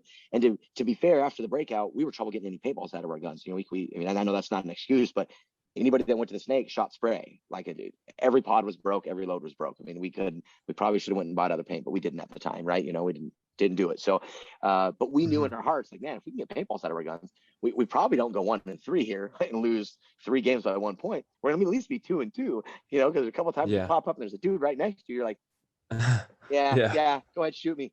Cool, bro. All right, so you still alive? None of that spray accumulated on you? Awesome. Like, you know. And then we go to World Cup. We lost a couple of players because of, you know, COVID issues, Waring and Chung, but we still had the base from Vegas. And you know, we Mercy Roll Impact. And we have that's right. You guys came out hot against Impact, and then and then fumbled against the team that I hate to say it, but you gotta win those games, right? Well, absolutely. We had to win the energy game. And they honestly they outplayed. We didn't play the game correctly. We'll just put it that way. We should have push the envelope like they were pushing the envelope because it was real hard to get people off the field. So we learned the lesson too late on that one. Yes, we'll just leave it at that. But the team went 2-2 there, and it took like every bracket of everybody, because we had that mercy rule on impact. We thought we were in no matter what, like everything that could go wrong all the way down to, every game and every bracket. So we ended up taking whatever it is, 11th. We're like, you gotta be kidding me. But still, the core is there. So now we come into this event, right? And still feeling strong about last year, whether everybody else does or not. We know what's going on in-house. And we go to the X Factor practice and we get mollywomped that first day. I mean, they beat the brakes off of us. I'm talking maybe 10% point wins, to the point where I could see in their eyes, like, why are we still practicing? Now, they had like this tournament orange paint and we're shooting field ball. So, on this field layout, if someone can make the snake and come to your end every time, or run straight to the 50 Dorito, no matter if you're shooting them, you weren't going to win, right? I mean, someone's wrapping the 50 Dorito. You can't. This is make why, it there. real quick, hey, Thomas, this is why, like, I think it's always Yeah. a good idea for teams when you practice each other to just split the paint, because it's not beneficial if we have really good paint and you have shitty paint, and vice versa, So like, both Right. teams show up with their paint. It's like, hey, all right, you get half of ours, we get half of yours, and at least make it somewhat even. Right, or at least, I mean, and the second day they let us have some of their paint for off the break shooting, for our loaders, not a bunch of it, but and then it was more like 60-40. We were in the game. So we're like, okay, so this isn't as bad as it felt, because we're like, oh my goodness, like these dudes are just running everywhere. Like, we're like, Charles, like, what's wrong? I'm like, I don't know. I'm shooting the thing. He runs through the thing. He's at the thing. He's killing me. I don't know. I don't know what else you want me to tell you. Like, I'm shooting the thing. He's in the thing. Not working. Yeah. Yeah. Yeah, those are frustrating weekends. Yeah, so then we go to the event. We practice impact at the event and Revo, and then we had tournament paint. We're like, oh, we have a real shot at this. Like, we're like, after that practice, like, wait, we got a real shot at this. Like, that gave us confidence. We're like, okay, this is where the work we're putting in. This is real. We got it. And there we go. We hit the event. We got to play AC Dallas right off the bat. We just spent a full weekend showing everything both teams had, so we knew it's going to be. We're talking, we're figuring this is an overtime game, right? I mean, we're going to score fast points. We're going to lose fast points. We're going to score slow points. They're going to score them. And it was one of those games. It came down to an overtime point, and I felt our off the break shooting was fairly awesome. We got a couple of them pretty quick, and we won that overtime pretty handily. And then we continue just to roll through the bracket, right? I think we had one other one that might have gone to overtime or pretty close too. I can't think of all the games right now. But we were playing good, right? Everybody's just doing, and the beauty of this event for us was, for those of you that watched the event online, you probably know this. If you haven't, go back to Go Sports and hit it up. This is what we thought we had is, maybe I go have a good point. Maybe Greg has a good point. Maybe Ryan has a good point. Maybe Brett shows up and has a good point. Like, people were just consistently, hey, this is going down. My number's called. And they would go score. And they would go put points on the board. And you're like, well, I mean, so not everybody has to play at a 10. We're just playing at constant sevens. And every now and then, boom, a dude jumps up. I'm like, okay, hey, I got to go win this point right now, whether it be through the middle, down the snake, down the Doritos. That's how you win events. That's how you go far. That's how you go far. Right. When everybody's when the number's called, they're clocking in, right? So not everybody's having a perfect point, but now it's clutch time. Okay, well, I actually have to clock in right now and help the team, right? And so Thomas, what do you think drives that kind of production? Like, where do you think that comes from? Why does that happen to certain teams and maybe not other teams? Well, one, it's confidence, right? You being confident that if you go try to win this point right now and it doesn't work out, you're not going to be berated on the sidelines. Your teammates aren't going to beat you up. You're not going to get stat. Like, why didn't you just sit there and look left and pray to God you shot someone coming to get you? Because it's a fast field and they were going to come get me. You didn't have to have that conversation, right? Because it didn't always work, right? You guys know how it was. So I think in field layouts are different, but when you have people that just say, hey, listen, we're here to win. This is the game plan. If it breaks apart, you got to do what you got to do. And you've gone over that enough, which every pro team should have. Just having the confidence that I'm gonna go do this right now. If it doesn't work, okay, well, the team will agree we're gonna lose that point anyways, and we're gonna move on, right? Over the fear of not losing, right? And we could name a couple teams right now you watch play this weekend. You could tell they were just playing not to lose, and those teams ended up ultimately losing, right? They were playing bunkers like, I just got to make sure I don't die stupid. Well, that's how we they died lost. stupid. Oh, yeah, sorry, that's how we lost. In the X Factor game, we tried to set up a trap for Rainey. He went through the trap, shot Blake, and caused enough of commotion that things developed that were adverse for us, and then it fell apart, and it didn't work. So, especially on that last field, you had to go take it, everything. Right, I felt like they're like, if a team was going to bring it in a certain area, you needed to go punch them in the face, and then you keep punching until they're done punching, or you just punch all match. Which personally I love. I mean, I came home and literally it looked like someone had taken a heating pan and just peeled the skin off of my hand was swollen. Everything was peeled back. It was like that white color. It's the best feeling though. Yeah. It's the best feeling, weirdly, because bro. Exactly. Yeah, that's why it's the best. Like, I love it when my hands are all swollen and like hamburger meat, because I'm like, yeah, we really did it this weekend, like, yeah, we were in the mix. Yeah, right. You're like, I'm feeling that, right? Yeah. And it was one of those fields, now you could play it slower, in the finals. We'll talk about that at the end, after we go through the rest of this year. Impact played it slower, but it generally rewarded the aggressor for the most part. Smart aggression, like teams that just ran to the 50s sometimes got blasted, and now you're down on bodies. So, but smart aggression, calculated aggression, and then people that were honestly, like, and I'm going to toot my own horn a little bit here, reading the field well, seeing which way you needed to look, where you needed to go, where can you counter real quick, and a lot of people did that well this weekend, or that weekend, to be fair. So, but Sunday morning, we're like all excited. Who are we going to draw? We figure we're going to get a bye. Dude, Infamous hasn't had a bye in 4 years. I'm going to be real with you right now. We haven't had a bye in 4 years. Like, we're generally, if we make it, we go and lose the morning bracket. We're like, all right, well, at least we all made our flights, go home. Like, that sucks. So we got a bye. We're like, oh my God, we don't have to be up at like 4:30 to be there for the first game. Like, awesome. That's nice. But then we drew Diesel, and we're like, come on, like, give us any other team. No offense to any other team. They were like, it's not.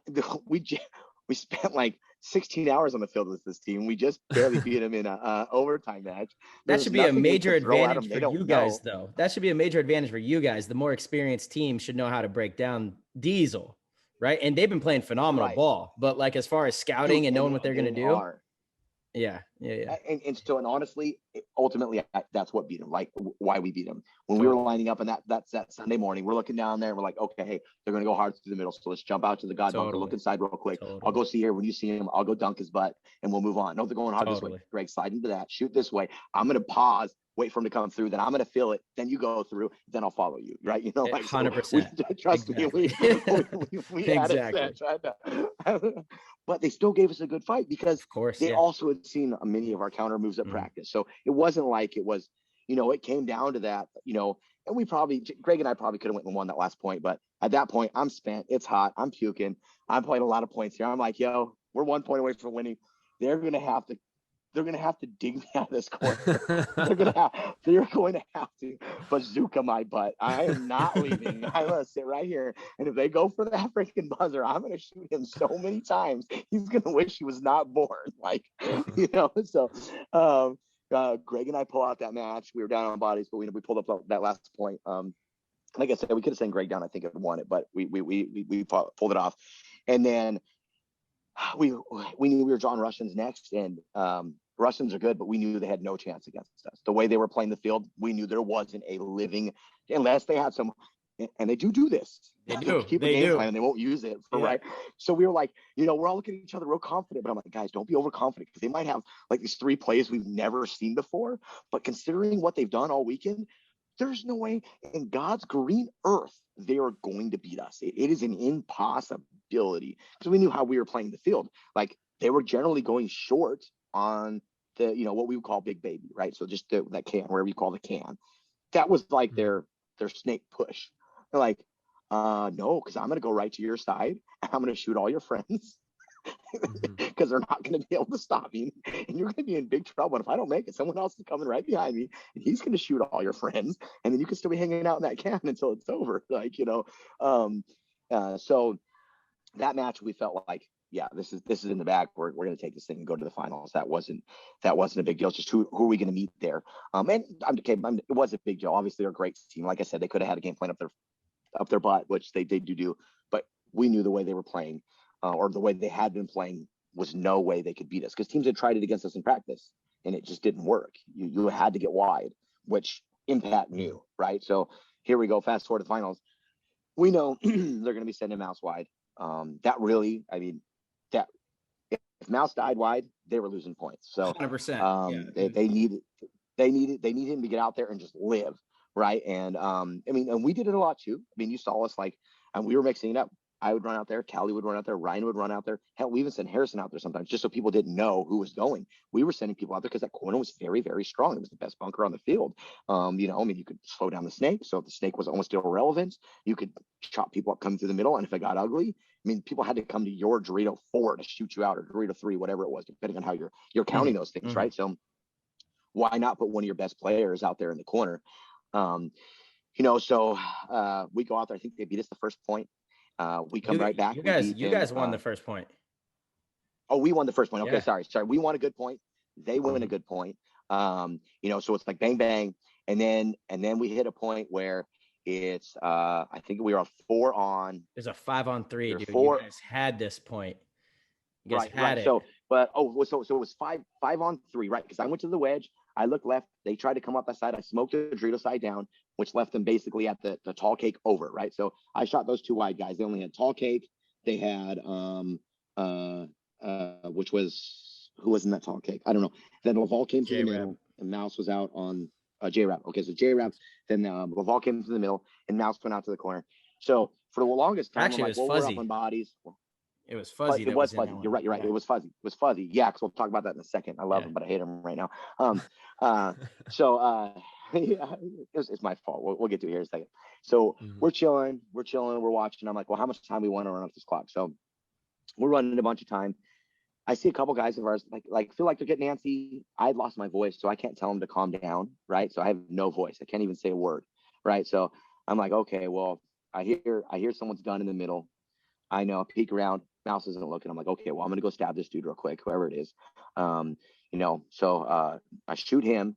And you did a great move. You bunkered Nick clean and got into their pillow. You guys were golden. You did lose someone on the side though during this, so it was a 4-on-2 at this point. Yeah. So we no, we didn't actually. We didn't. It's still 5-on-2. Trust me, because they pulled a major on me, right? So it's 5-on-2. We sit in there, and I'm trying to work it out. They're yelling that there's a home bunker. Someone on the right side yelling at the home bunker, right? So, and I'm peeking. I'm like, I can't see this dude. He must be like on the Dorito side of it, right? So then I look, and I can kind of just see the corner, right? Between what you would call the glide bunker and the corner. I'm like, well, I can just blind Mouse out with this and go get him. How much time's left? So I'm just playing it out. Like, okay, fine. I feel someone shooting over the top, and this is at this point Ryan's. I think it goes into snake 2, right? So I'm like, okay, well, I'll go through. I'll trade with this dude. That'll leave us in a 4-on-1. Game over. I go through, and if you're listening out there, you got to own your mistakes. I bunkered nobody because he wasn't in the home bunker. I'm shooting a can that he's not in. He's in the tall cake to the left. So he murders me, which normally shouldn't be a big deal. But at the same time, Ryan's in snake 2 shooting him, right? So Ryan smokes him down. I get murdered. I'm like, whatever. He starts screaming for a penalty. His sideline starts screaming for a penalty.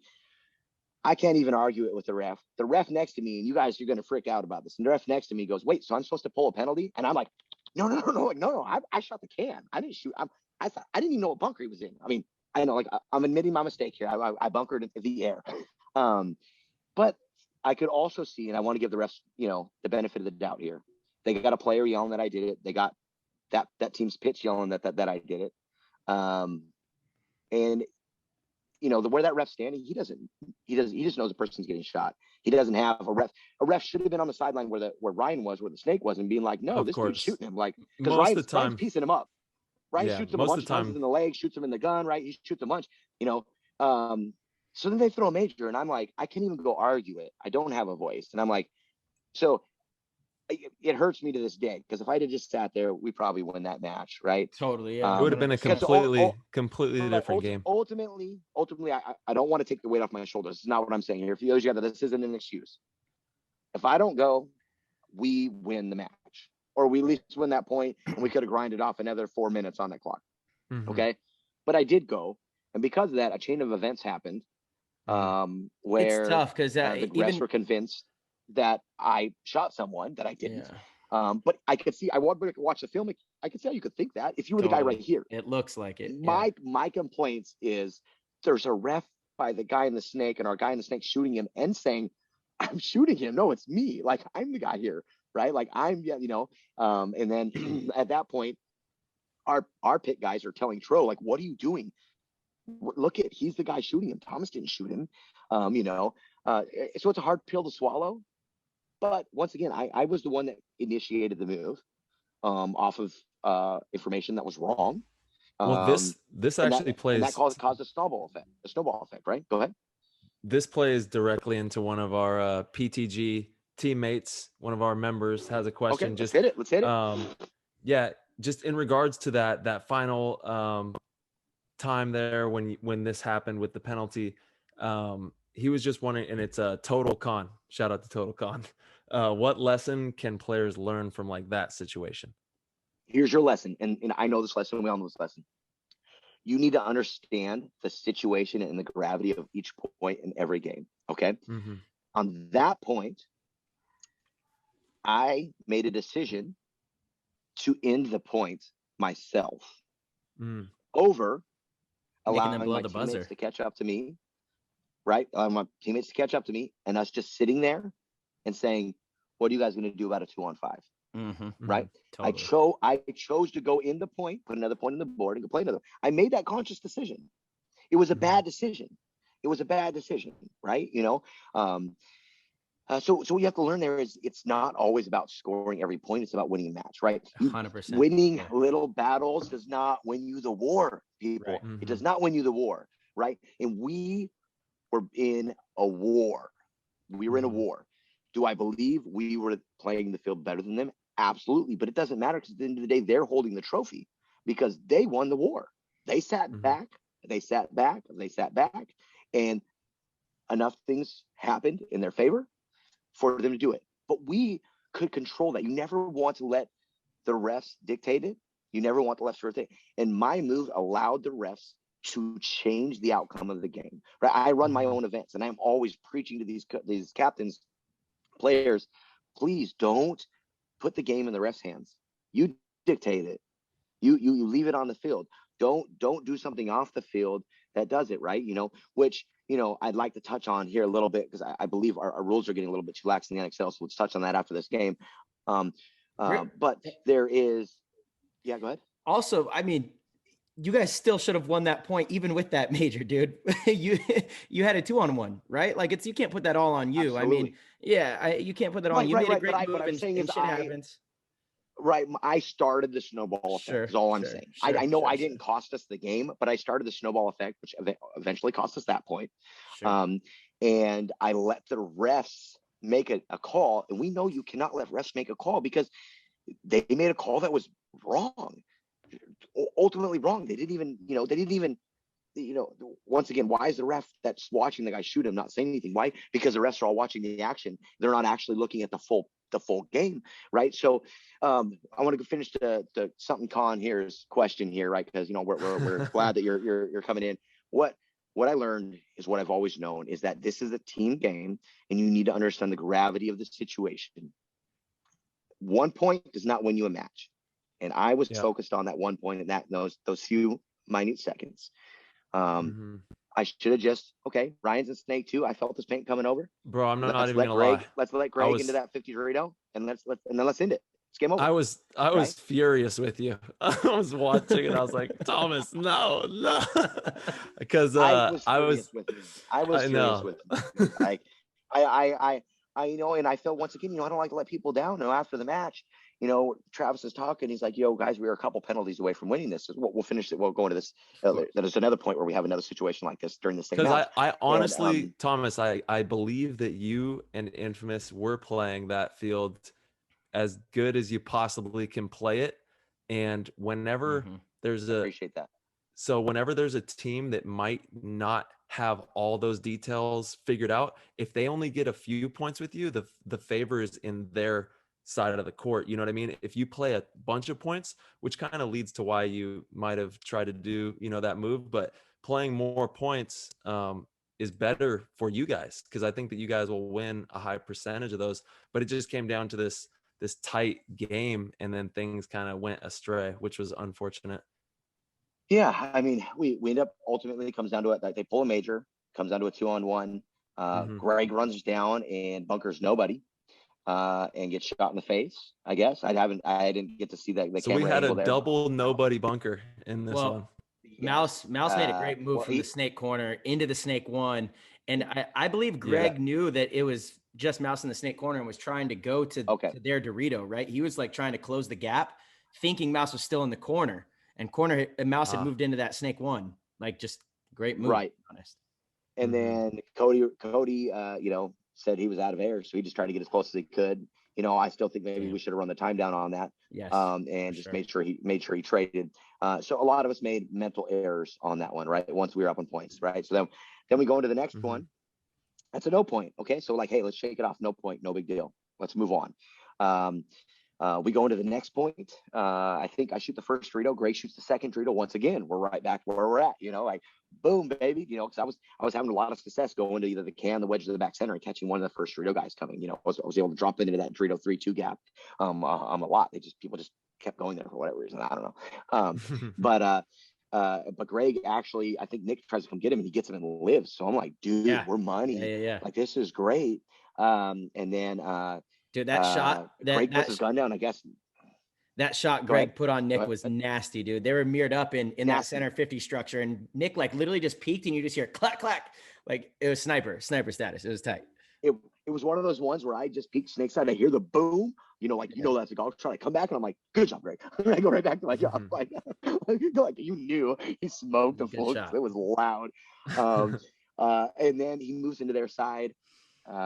He puts his gun down, I guess.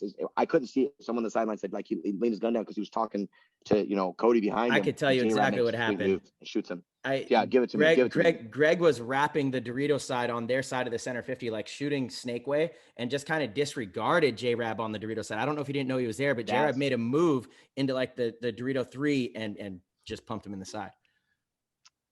That's what it was. Okay, so I've heard different stories, but nevertheless, we're up in bodies in position. He goes. At that point, J-Rab's in Dorito 3. I think Fuzzy fills into the God, and they're in the corner, and they're not going anywhere. And we lost. Who'd we lose? I think we lose Callie or Fry. We lost Callie or Fry. I don't know who was in that point. So it's just me, Ryan, and Cody. Cody's in the tall cake, and he's yelling like, Dorito 4, 500, like all these things, and I'm like giving him no, dude, like there's nobody over there, like, and he's not like focusing in on me, right? So I'm not trying to go forward at all because I'm like, he's playing like someone's wrapping around him. He's just staying in this tall cake, horrible bunker, right? Like they're wide, let's get wide, let's put some, if he goes up to the Dorito 3 or whatever you guys are calling it, 300. We're gonna kill Fuzzy. He's a dead man. You can't. He's too big for the top bunker, right? But Cody's just chilling, and he thinks he's over there. And I'm trying to tell him like, no, because we already got 2 kills. Now I know J-Rab's over there, but he's floating around. He can't stop you from going forward, right? I mean, he can't stop that move. So we get down to what is it like 2 minutes or 3 minutes left in the match, and I'm like, well, I can't go through the middle, right? Because between the corner to the God. And he can fill back and forth between the Dorito 2 and 3. I can't see. I don't know. I know he's in one of those, right? Because he can move. I make the decision. Well, listen, I got a snake corner guy. I'll go into the snake. Ryan can work the corner, and I'll go down it, right? So I'm gonna go down that one. Like, so I leave the middle, get into the snake. I start moving down it. I come up, dude. I see J-Rab. He has no clue. I can see his little foot sticking out of that Dorito. I remember like a picture of his little head sitting there, right? And he's sitting in the little baby Dorito. I fire, you get the one ball there. I fire the ball, and the ball goes pow. Like out the end, I must have scooped up some dirt going around the snake corner. He looks over. I'm like, well, I'm never getting that shot again, right? So I'm like, no, like I was so bad, dude. And then Ryan actually shoots Mouse down the wire in the top of his goggles. The ref runs in. Mouse is screaming at it. Mouse shows him his gun. It didn't leave like a bunch. It was just in his lip. So while Ryan's yelling, get him out, he's hitting the goggles. Fuzzy comes up and shoots Ryan, bunkers me.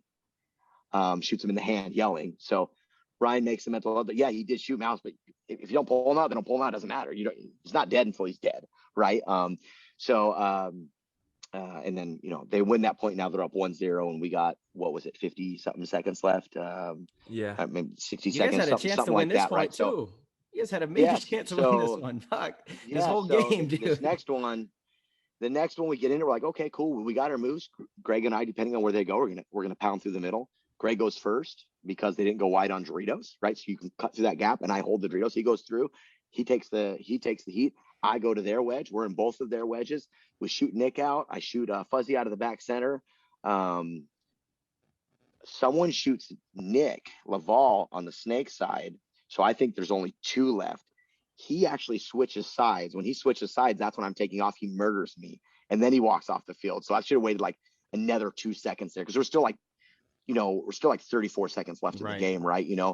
So I should have waited a second, because he did like to, get hit, switch over, pounds me, and he's like, sweet, runs off the field, because he's like, well, and to be fair, everyone would have done it, right? I mean, you're, bar getting a major, you don't want a major right there because it's automatic point. But when that's going down, Fry jumps into the snake, breaks paint in his pod. They gave him a 1-for-1, which sucks. I don't even know why he had so many pods. He didn't need them. And that I saw that actually. Yeah, I saw that. He had a he didn't have no, he wasn't hitting. It was a broken ball inside of his pod. It was because we're aware of clear pods. It was a broken ball inside of his pod. So not only do they pull him, but they give him a 1-for-1 for it, right? And I'm like, dude, like in 34 seconds with at that point there's a little less than 30 seconds left. You're gonna give him a 1-for-1, and he wasn't even hit, which whatever. Once again, you can't put it in the ref's hands. During all that, Greg died, so that leaves Cody in a 2-on-1. They win the game, right? So, but it was a battle, man. It was a battle against awesome players. It was a battle against awesome players. I obviously it hurts. It hurt inside. It hurt even worse afterwards, because Tiff sends me a screenshot afterwards. Well, first Rich comes up to me. He's like, "Dang, dude, if you guys would have won that last point, you would have been the Golden Barrel winner and the MVP." I'm like, so I'm just crying because, dude, I'm getting old. I don't have a lot of chances left to win a Golden Barrel. And I haven't won MVP in a number of years, right? So I'm like, damn, dude. I'm hurting. I'm hurting for our team. I still have my own personal accomplishments I would love to do. I'd love to leave with the Golden Barrel at some point, right? And then Tiff sends me a picture of the point before the last point. Mouse and I are tied 16-16. I'm in the lead, right? So I'm number 1. He's number 2. And obviously at that point, they probably would have given it to whoever won the game if we were tied. And then we go to that last point. And they just give him 3 kills, which is fine. I mean, they won the game. So, I mean, it is what it is. He deserves the Golden Barrel. I mean, they won the game. So either way, he got it. But it was tough, man, because I was 1 point away from MVP, Golden Barrel, and us winning the first event of the year. So, like I said, my years are numbered compared to with some other people. So it was a hard pill to swallow. It's still hard. It keeps me up at night. I ain't gonna lie to you boys. I can win, I can lose. You just replay it over and over and over, right? Normally I'm good at letting that stuff go, but I think it's just going to feed me for the next event. So, for whatever reason, my body's not letting it go. It's not one of those ones where I can just be like, deuces. Well, the thing is, Thomas, in all reality, 99% of paintball players or anybody in general is not going to get that accolade or even close to it. You know what I mean? So to be right there on the cusp is a huge accomplishment in itself. And there's no reason why you can't continue to play for a lot longer and earn one of those again and get right back in there. So, but yeah, I could definitely see how that one stings, you know what I mean? But it's a huge accomplishment to be, it's a burner for sure. But man, dude, I was actually on a layover heading back home. We had got knocked out in the morning. It was my son's birthday, and I was gonna Oh yeah. make it home to see him on his birthday. And I was watching that game, and because I'm a TT fan, I'm a Thomas Taylor fan. You know what I'm Thank saying? you, baby. I love I you. was really rooting for you, and it hurt me too. Boy, I'm not gonna lie. I was like, Thomas, no. Why? Tiff, uh, Tiff didn't even want to talk to me, bro. She was so mad. Like, oh because man, she's my number one fan, but she's also my number one critic. She don't, yeah. Tiff. She was like, That Thomas. serious. That looked so bad. I'm like, trust me, go back and watch it again. I bunkered the air. I know it looks bad, but I did not. Ryan shot him. Ryan played well. That play, he was the one shooting him. But let's get into that because, like, I run events and I make sure, like, we had squashed this in paintball for a while, right? Where if you were a hit player, you did not, you could not affect the outcome of the game. You got hit, you left the field.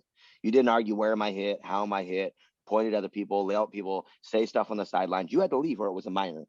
It's too distracting for the refs, right? And so yeah, I run events and I make sure the guys know, like, hey, I said it right off the bat, like first match of the day, whatever. Someone comes off and points or yells at you, just says something, does something that's going to affect your focus, right? Because it's hard to be a ref. Like, refs, if you're listening to this isn't a knock on you, man. I don't know how you do your damn jobs. Difficult. You're out there for 12 hours insane. a day. Florida was stupid hot and slimy, and you got to watch projectiles moving 200 miles an hour against the best players in the world that are running, diving, slipping, sliding. Things disappear. I get it. Like, I understand your job is really hard. That's why the commissioners, or not the commissioners, the people off the field should be making their lives easier. Like, we shouldn't be able to come off being like, oh, I shot him first, or point at that, or yell at them, or like, Fuzzy right there. He did what he had to do. I'm proud of him. He's never won an event for Fuzzy.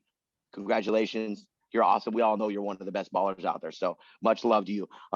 Just sucks that it came off my back. But he did what he had to do. He needed to convince the ref right then that was me, right? And he did a good job of it. But we shouldn't be allowed to do that. The refs need to be able to make their calls. I mean, when a ref literally says out loud, wait, I'm supposed to throw a major? Like, there's something wrong there, right? He's being convinced to throw a major, right? And they should, if it's on the radio and they're calling each other on the radio, it's cool, right? But we as players shouldn't be allowed to dictate the game. I think it just takes away from our game. I know we all do it. I'm going to do it. You're going to do it. We're going to do it because it's allowed, but it's not supposed to be allowed. And I really wish we would get back to it and let the game be won or lost on the field. It used to be a bit, that used to be a penalty. We used to have that in the rules. If you're standing there, you start yelling, you were hit, foul. You get a penalty immediately. Done. Instantly. That's right. Yeah. Instantly. And it should be that way because their job is too hard. Well, here's the thing. It's just too hard. It is, man. I was Marcelo actually, feels like he's thinking it through. He's thinking. We're gonna let him hit this in just 1 second. I know. You've been doing this as long as we have, baby boy. I just want to say that it's extremely difficult because most referees might just be watching a zone or looking at this portion but you have to actually see what's going on in the whole game and have the anticipation of what's coming, because then I can know the positioning and the awareness, and almost like I'm a player playing the game. That's kind of how the ref has to be. Otherwise, if you're just watching zones, you might miss the anticipated move, the anticipated shot. And that's where those minute little seconds that really matter in a paintball game. Right. I disagree with both of you. And I don't know if I'm right. I don't know if I'm right, but I think zones make sense in paintball. From what I've heard from a lot of the top referees, you talk to like Jason Trozen, anticipation is the worst thing that the ref can do because that's how they make the wrong call. They assume something is going to happen. We actually got kind of screwed on that, Ty. Remember when Kyle got that penalty? I'm not saying it's anticipation of the zone, though. They have to know which zone to watch at the what time. Well, see, that's where I don't agree. They have a very scheduled game plan that they do radio with each other, and they control certain zones and watch certain things. And if the refs are all moving kind of on their own because of their own anticipation, that's when zones get dropped. But if they have like rules, if this, then that, then they can all be on the same page. It's almost like a game plan. They all follow a pretty structured game plan. I was impressed to learn this. I didn't really understand it before. And honestly, dude, this is why I would love to have one of the top refs on our show, right? Like we should definitely do that in the near future. Yeah, absolutely. As for the, and again, I don't know if I'm right or wrong with that. It made sense to me when it was explained to me of not wanting anticipation, not wanting uncontrolled movement, understanding that this is my zone. And if this person gets shot, I'm supposed to slide down, so all the refs on the field know where they're supposed to be when certain things happen. That way you never have a missed call. As for the talking penalty, I think there's a line kind of like in basketball. And I do like that you brought this up because I think we could implement something like technicals, right? I actually, I think there could be something like that. If you get shot and there's a little bit of emotion afterwards, it's not really game changing. I think that's where the issue was with those talking penalties it became a way for the refs to dictate the outcome of a game off of something that did not affect the game.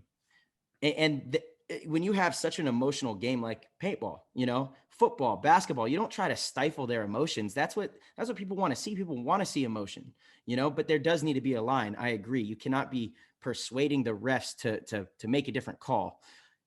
Right. Go ahead. Can I add? Right. So as long I'm actually in agreement with you here. Right. So to get up and be like, oh man, or like, get out, you say something like that. Right. Absolutely. But it has to be black and white, because the problem with gray is you're going to read it one way. I'm going to read it one way. One of us is going to be upset. Right. And then it gives too much. Like I liked, as much as I hated playing in Europe, because like you're running to your bunker and you get nicked in the back and you're like, oh my God, that was a minor. Like, dude, how would I know what's on the flap on the backside? Right. Like, just call me out. Right. That's too much, right? I mean, obviously that's too much. But because of they ran it black and white, like, I mean, over there you even had to put your hand in your head, once again, a little too far. But because we all knew that if you did any of these things, it was a penalty, it was a much cleaner game, right? It was a much, much cleaner game because there wasn't a gray area to fudge with. And where I hear the biggest complaints across our industry in the pro thing is there are a number of teams that are involved in the league, right? That have owners, coaches, players that are involved in the league. And if there's not a black and white, there's always a question in how far is that team pushing the gray, and is that ultimately affecting things? Now, I'm not here to say whether that's true or not. I'm just saying when you talk to a majority of the teams, there's a common consensus that we want it to be, people don't want there to be an outside influence. They want it to be won or lost on the field, right? So I agree with you. We want emotion, we want passion, we want all of that. But it's real. We could sit right down right now and fight, really make a black and white line, or this is acceptable behavior, this is unacceptable. And if you do this, you just get one. And it only takes one event and people stop doing it. They just stop doing it. It's just over, right? You just stop doing that particular behavior, whatever it is, because it is costing your team. But ultimately, it makes the ref's job easier. Like I said, I run a lot of events, right? If they have to do all these different things and they're being distracted, they miss things. They're going to miss things anyways. We all know that, right? But take as much off their plate so they can just do their job to the best of their abilities, right? So I don't think you're disagreeing with me. I think you're trying to say that there needs to be a line in there, if I'm hearing you correctly, and I agree with that. It's just making a line. We've got to the point where there is really no line. At first it was like, okay, well, people started pointing and saying something like, okay, that wasn't that big of a deal. Or, maybe a little bit of arguing, that wasn't a big deal. Now people are just staying on the field and not even leaving after they're hit and arguing, right? That's a problem. That's a problem. It is a problem because it is. And now we have, go back, watch a number of games. Now you have the pits getting involved and yelling at the refs and telling them that it's growing. Right. Where this thing's getting out of control, and it's getting out of control quick. It's happened over a lot. Last year it happened a little bit, but the year before is when it really introduced. In 2019, you started to see like, and we all know, real quick, knows where you're like, I can kind of do that a little bit, right? If he can do it, I can do it, right? And so we all start pushing that edge. because we're ultimate competitors, right? Yeah. It's just like pick a sport, football. How much holding are they going to allow you to do on the line? Every team tests that in the beginning of the game, right? So how much can you protect a quarterback? How much can you throw a guy, right? I mean, and every game, every team tests that in like the first quarter, and then they start playing football. Okay, so this is what we can get away with, right? So then you're not going to get one of those crazy penalties at the end. I think, and you guys could correct me if you see it a different way. I believe we've been on a path over last year, started in 2019, and now we're here where everyone's just continuing to push, and there's not a lot of pushback. And push it to the limit. I think the line should be drawn in the pit. I think the line should be drawn in the pit. That's where I see the biggest issue, is where you have multiple players or coaches on the teams that are like trying to make calls from the pit. And that's where the line to me should be drawn. On the field, I don't know if I think it should be as black and white, because it's just too emotional of a game. And especially when, I mean, some of those guys are the boss, you know what I'm saying? Inside of the pit, making those calls too. They're involved with the league. So it's like, we can't, there has to be a line. Absolutely. There should be a line. I mean, and it just makes things easier on everyone, because if everybody knows there's a line, then there's never any question of doubts, right? I like to leave things without a question of doubt. Like, I want you guys, I mean, honestly, and I teach my kids this, I want you to never doubt my character. This is who I am. When I mess up, I'm going to tell you, but this is who I am, right? In all things, I believe that you should leave no doubt. So there's no questioning of your character or why things are happening, but also I'm going to be dead horse here. The ref's job is too hard.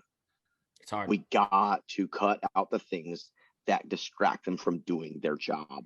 We got to help them do their job. We got to, because we're all too good. Let's just be real. We're all too good, and none of us are ever going to leave if we can convince the ref that someone else got us, or whatever else, whatever the thing is, get a guy to go check another person, we all know how it goes. I mean, when we first started, it was lawless. You guys know that. It was absolutely lawless. People were running down the field and standing over people, pointing at them, like this dude's hit right here. You're like, this isn't rec ball, bro. I have something to propose. I have something to propose that I posted about this on Twitter. I think you're on Twitter a little bit. Maybe you saw it, Thomas, but I think we need to have technicals for wiping. I'm honestly sick of seeing players get rewarded for wiping hits. And this is black and white. Hand has to do it. It has to be like that kind of action. Not, if you get shot and you slide into a bunker, not one of those wiping hits, which happens on the pro field.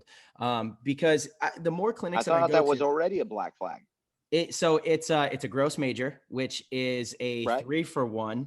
There's no suspension or anything like that. I think you should be eliminated from the rest of the match. It should be like a flagrant 2 in basketball, You've just done something you've just done something that's like a total abomination of the game. Because I'm honestly sick. I go to clinics, I go, all over the place. And it's one of the biggest questions I get asked is like, why do pros cheat so much? Is this okay? And you see kids that are following in our footsteps. And to me, wiping in paintball is like, that's a massive dishonor to the game. If Tom Brady can get a 6-game suspension because his organization may have let some air out of a football, you know what I mean? Like wiping a paintball hit is way worse than that, in my opinion. I mean, absolutely. Like just to kind of, bring some integrity into the sport, which I think is something you're alluding to as well. Not allowing players to manipulate the outcome, with the referees and whatever it might be. Absolutely. Yeah. Right. Because whatever they give us, everybody has to take. Because if you don't take that ground, the other team will, and you're at a disadvantage. Sure. Right. And that puts them even more, because now it's a spiral effect, right? And I thought we had started getting a grasp on it. There that one year they went a little overkill with it, and then they brought it back, but it kind of reset the tone for how we were playing paintball and what people could or couldn't do. I just kind of feel like the wheels are falling off a little bit. I'm still scarred from those early years. Like, if you said a peep, you were getting a penalty. Now I'm like, I'm still just like, no, I'm not saying it. I don't say anything either. I wait until that horn blows and then I'll say my piece, but it's not worth it. Maybe that's what we're doing wrong, Ty. We're not arguing enough, dude. Yeah, I know, huh? Yeah, seriously. But it's really interesting tidbit there. I really I think that there is something there that we can do to it. And it's all about progression of giving ourselves the cleanest format and the cleanest game imaginable with upholding integrity and making sure that it's a format that we can use as we progress into the future. Yeah. Absolutely.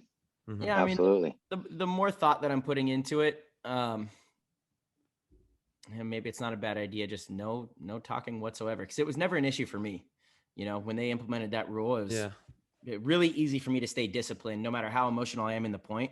If I'm out and I know what's going to happen if I do talk, I'm not saying anything. Right. And if It's we're a worried about interesting that line. not something where something's not going to happen, you always have your coach, and then you have the ultimate head ref, the head ref with the ultimate Trozen there. I mean, your coach can walk right over to him. He's always there during the game, so you could go over mid match and be like, hey, this is going on right now. I don't agree with it. Can you at least look at it for the next point? Because we don't change anything on the field. That it never changes for the good on the field. It always 90% of the time when something gets changed on the field because of someone saying or doing something, it's for the bad anyways. It doesn't affect the game in the correct way, right?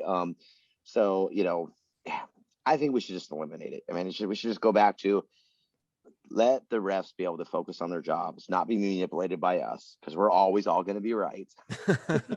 We're never ever going to been shot first, or it's always going to be a penalty on the other guy. I mean, right? We're all going to say that every time. I mean, it just is what it is. It's just I like what you said about making um, the referee's job really easy. They have such a difficult task at hand already. If we can do anything to help them, we need to do that, because Come off the field when you're hit. Yeah, seriously, right? That's yeah. We wouldn't even need refs. And yeah, there you go. Absolutely, right? If it was only that easy. But there's too much gusto going on. There's too much too much altogether. And that's why we need to try to make their jobs as easy as we possibly can, and cut out the gray area, and just make it easy on them. Well, Thomas, we have a lot of things to ask you. Right. We covered some of them, so as you go through the list, if we've already hit it, pass on by. Marsh, I don't know if you want to hit one first. I have some from our support members over at the Patreon. Thank you, everybody who supports us there. We're going to get your guys' questions on the show for Thomas as well. Okay. I don't know if you want to take the first one. I got one. Thomas, this was actually from one of your followers, and it was what was your strangest paintball trip? Seems like it could be a fun story. Yeah. I thought about that one a lot. I actually was trying to take some notes, and I didn't put any down because I guess strange is it, there's been a lot of crazy trips, Of course. I could go on. So, paintball wise, in the form of paintball, I'll tell a few stories here so we can cover a couple different aspects of paintball. The first time we started going to Malaysia, I don't know if you guys remember this. Remember they had that first big World Cup kind of thingy, that Malaysian event, and a bunch of teams flew over. So somehow Junior and I got picked to go over before all you guys. And we were there for I don't even know. You'd have to ask Junior, 10 days. And what we were, we didn't know what we were getting into. What we got into is we got there, we met with these people, and they would drive us to a new location in one of those different little cities there every day. And they would unload a bunch of paintball gear. And I swear to you, they were herding the locals into forcing them in to where we were with these paintball guns, right? And then we were supposed to put on a clinic. Okay, well, first off, these people didn't even you fired the gun, and they were oh my god, a gun's firing. They didn't know that what they were doing for the day. I am sure of it. I'm telling you right now, I'm pretty sure these people were out grocery shopping, and they got grabbed and forced into the paintball clinic, right? So Junior, wow, it was just the wildest thing, because at first you're trying to do clinic, then you realize, okay, let's just teach them this is a safety, here's a trigger, shoot a target. These people, no way they wanted to be shot, no way. So But hold then on. These were like locals from the marketplace that I that they were swear like, to you, I swear come there's on just no over way. and play some Like, there was paintball. a few paintball people, had a couple of them, but like there's no way these people signed up for this. Like, Yeah. so, and this is how you know. So like we'd show up there and there would be all these like, whatever they call their police, military, I don't know. They're like all around. And they would bring these people and we would do this thing. And then at the end of each one, we were going to like what do they call, like a Providence there? What do they call each area? Because they have like a head person for each area. Sorry guys, I'm Mhm. slipping my mind. My Malaysian brothers and sisters, I apologize. And so when we were done with this like 2 hour thing we would do, then they would take us to, they would set up a stage at each one of these deals, like a little stage or a talking area. And then they would make all these people go sit down in chairs. And then they would roll in like one of these like prime minister type people, right? They would roll them in. We're talking like AKs out, fully loaded, and Junior and I are on the stage, right? And Junior would never speak that son of a gun, right? It was always me, right? And then like I remember the one, like most of them were pretty friendly, but the one, like the people that were translating there for us, because like they would roll up and they don't speak English, right? And he'd be like, "Hey, he goes, you don't look at this guy in the eye." And I'm like, "What?" And he's like, yeah, so just don't look this guy in the eye. So, dude, it's already Malaysia, right? You know how hot and sweaty it is. Now I am sweating balls, dude. Dude rolls up on the stage. Everybody's like clapping for him, right? And I'm just staring at the ground like, this sucks. Then this dude gives a speech. Then I have to get up and give a speech. No one understands what I'm saying, or probably half of them don't. I give some speech about paintball or whatever, right? The whole time I'm like, please God, just don't screw this up. I want to be able to go home, right? Like it was so hands down when it comes to a paintball experience, the strangest. Now the World Cup the thing after was awesome. We went So out to cool. some like resort. Remember that? We had like all Mm. little huts on the beach. The ocean water was probably like 90 degrees, the most buoyant water I've ever been on. Like you put me in a pool, I just go to the bottom. Boom. I can swim, but like I don't float, bro. I'm dense. I just boom, I'm at the bottom. There's no floaty in this body. I could lay there like on my back and like I was above the water. It was the coolest thing ever, right? Um, so that was a really fun event, and it was super super cool, but strange the way it started off. I was like, I have made a bad life choice. This is I don't know who talked me into this, but this was all bad. Well, So that it was sounds pretty uh, amazing. You got to travel to all these different provinces and teach the locals paintball that you were like an alien to them. They're like, paintball player, like never seen it before in our lives. So that's pretty astounding. The bummer part is that you had to teach free clinics because typically you're supposed to, make a little bit of money or something. yeah, honestly, I did take over a bunch of guns with me, so I killed it at the event There we total. I think go. I made like 10 G's that week. I mean, it was a Oh, good wow. week, but There we go. um but but the when you want to talk about strange, like you think in your mind, we've all done enough clinics at this point, right? We've done enough training days, training camps where we coach teams. I I would have never dreamed that I'd be showing up and we we That's have no amazing. nets, no nothing. We're just like just throw Oh, some no way. fuckers up on a no, dude. This is like the city squares, dude. They were just throwing these things up and we're just ripping. It was straight wild, That's amazing. wild. Wow. So that was definitely the strangest That's a wild one. uh Yeah. paintball experience. Yeah, I'll leave it at that one. That was Yeah, that that's a was good one. 100% the street. Also, like I said, one of the coolest events ever though. The actual event was Oh was my God. just Yeah. awesome. Oh Yeah. man, I loved every bit of that. That was so I much love seeing so much fun. just the culture out there is booming with paintball, and like in the islands and the mainland, there's just so much paintball that is the booming out there. So we love to see that. Huge shout out to all of our supporters out east. It's amazing what you guys are doing out there.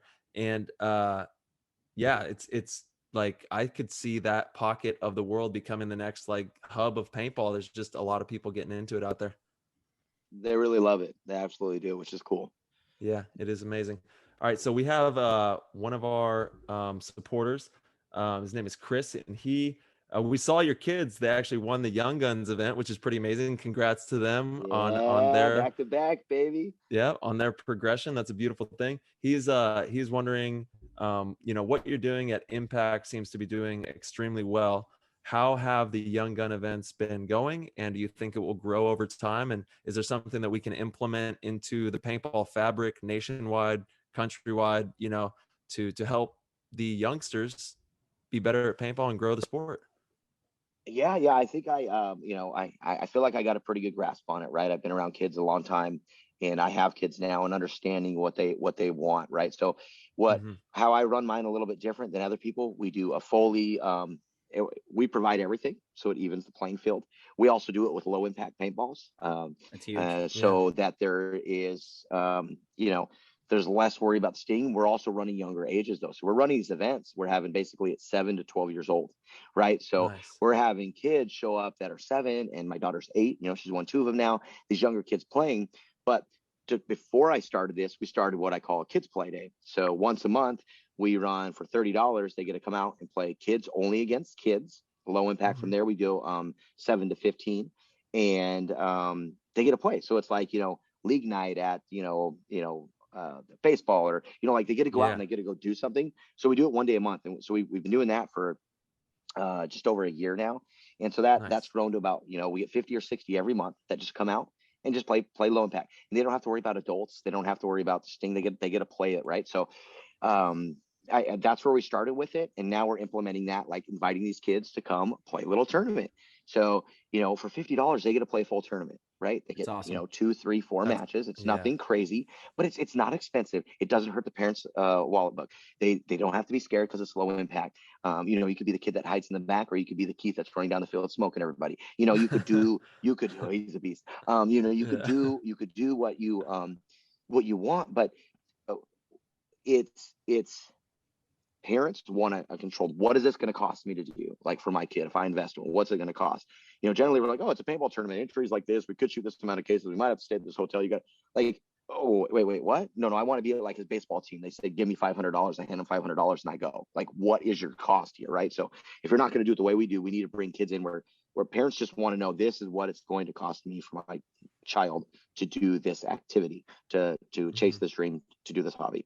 So but my focus is really the younger kids, not that everybody Super focuses on the cool. teenage Yeah. years. I'm focusing on the younger years, and it's just about fun. It's about fun. They win little medals at the end. They if you take top 2, this is, I don't buy into I the was just gonna everybody deserves ask. the trophy. I was just gonna ask. There's winners and losers, baby. There's winners and losers. You top Good 2, you man. get a medal. Good You man. don't, all right. Come Come back back and and work earn harder one. next time. Yeah. Yeah. Um, I but can I think you fully got to do, it's support grass. that. Yeah, Thank totally. you. Yeah, right. Yeah, but it's grassroots, and I'm glad you guys asked me about this, because I feel like what I've been doing, people are noticing, and I just in the I last love 3 it, days, man. I've had Love it. 3 other fields call me, established fields, and ask me what I'm doing to grow that part of it. And I don't think it's like I reinvented the wheel. I'm just focusing effort on it, and creating a safe environment where they feel okay. Kids aren't built like you and I were when they're kids. They need a No, different that's environment that's now. correct. Um, Yeah. but we can bring that environment in and Yeah. teach them to be competitive at the same time. So you can Mhm. do both. Hmm. We don't have to Totally. cater to I this. agree. We won't go too far down the rabbit hole, but Yeah. we can still we can build those values, those core values, which I think are very strong. You want to be a competitive person going through life. You want Of course. to have that. It's good for your self-worth. It's good for who you are, and it's going to take you somewhere.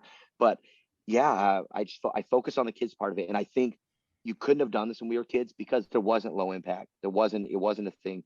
And if you're a field out there and you're not running EMEX or the FT12s, if you're not running a low impact and focusing on letting them play with each other, take the adults out. No, dad, you cannot play with them. Go play traditional. They're going to go play with each other, right? Why Hmm. not? Like, you don't go to the basketball court with a bunch of little 8-year-olds and grab the ball and freaking dunk on them, right? Like, you just don't. It's not a thing. Like, you let them play. I'm serious though. Like, why do we do Yeah. that in paintball? Why is that a thing? Yeah. Like, I just I don't don't even know. get it. Like, no, kids don't enjoy that. Like, no, dad, Mm-mm. you're not making your kids experience great. You are actually making it real sucky for them. Like, um, so And it's hard to yeah, see it from, God bless you, man, to be able to take the initiative and take the reins and go inside of their eyeballs and see it from their perspective, because I think that you're absolutely right, man. When we got into it, it was definitely high impact, and it was just a different time. And it is what it is. but But Tyler, how many kids your age were doing what you did?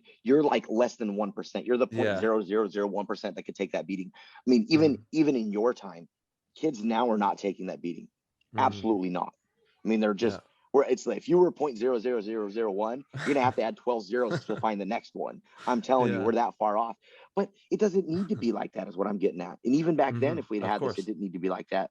We now, by the time they get to the 10, 11-year-olds, like Keith, he could be playing for 3 years, right? Harmony's already won 2 events at 8. Like if she decides to continue to do this, by the time she becomes 11 or 12, I mean, she's going to have 4 or 5 years of paintball under her belt, right? So transitioning over, as long as she's okay with the pain, she's going to be fine with it, right? So, but it's also, if every field could get on board with this, say tomorrow, we're going to start doing kids days and we're going to promote it. We're going to get kids playing with kids. In a year, they're going to see massive growth in their business. They're going to see their parties are going to grow.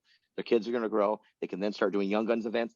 And you got to think long-term what that's going to look like for your business in 5 years, because all those kids in 5 years are going to be playing traditional, and you're going to have that many more kids they pulled in underneath them. Yeah. We can rebuild the whole industry in 5 years. Right. Because this wave we're on right now, the wave we're on right now will die at some point, right? We're on a wave. We're on a good wave. It's good. I mean, every field bump, it's like, oh, I'm doing great. No, you're not. You're just opening your doors. Most of you just open your doors because people have less things to do. So they're picking you. Install it now. That's why I love the thing with Gio. Like, he's running into the fire instead of running out of it. Like, I feel like I'm doing the same thing. I might not be building, $1 million parks, but I'm like, I know these people are going to come now. We have a captive audience, and I want them to fall in love with the sport like I did. And I want to give them options to do this more than once in their life. Because most people do it once a year, once in a lifetime. Why? Because we're not providing the right experience. We're not. For sure. So I agree with that 100%, Thomas. Right now, people can do it, dude. You can do it. I mean, my hair, look, my hair's just sticking out. I'm so passionate about it, bro. Like, I love our sport so much, and I want it to be like cool for the next 50 years. When I'm, Lord rest my soul in the graves. So, but yeah. We're sorry, right there with you, dude. For your question. We're right there with you.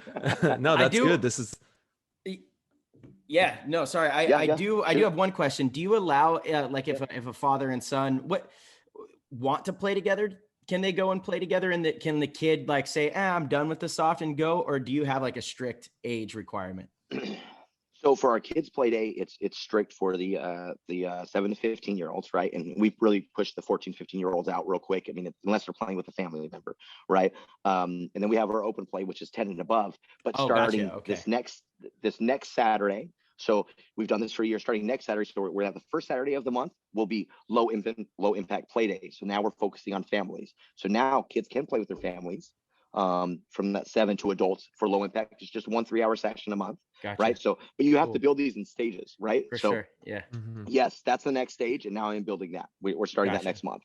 So we'll be doing the kids play on the 3rd Saturday. We'll be doing the family play on the 1st Saturday. And then we have our normal traditional, our advanced, our tournament, our parties, all that stuff also. I love it, dude. Yeah. I love that. Yeah. I was only asking because getting to play with my dad was probably the biggest reason I was so in love with the game and stayed in love with the game, right? From a young age, that was our bonding experience. So absolutely. Paintball's a family sport. Totally. It's 100% a family sport, but being able to do it at a younger age, and that's what I'm focusing on, right? So, huge, huge. Being able to get in there earlier, awesome. 7, 8. I mean, that is huge because all these other sports, these kids can pick up a baseball or a t-ball, or a football. They can start throwing it at 2 years old, they could have golf clubs at 2 years old. So we absolutely need that option. And so I love that you're doing that, man. Yeah. That's also all the fields.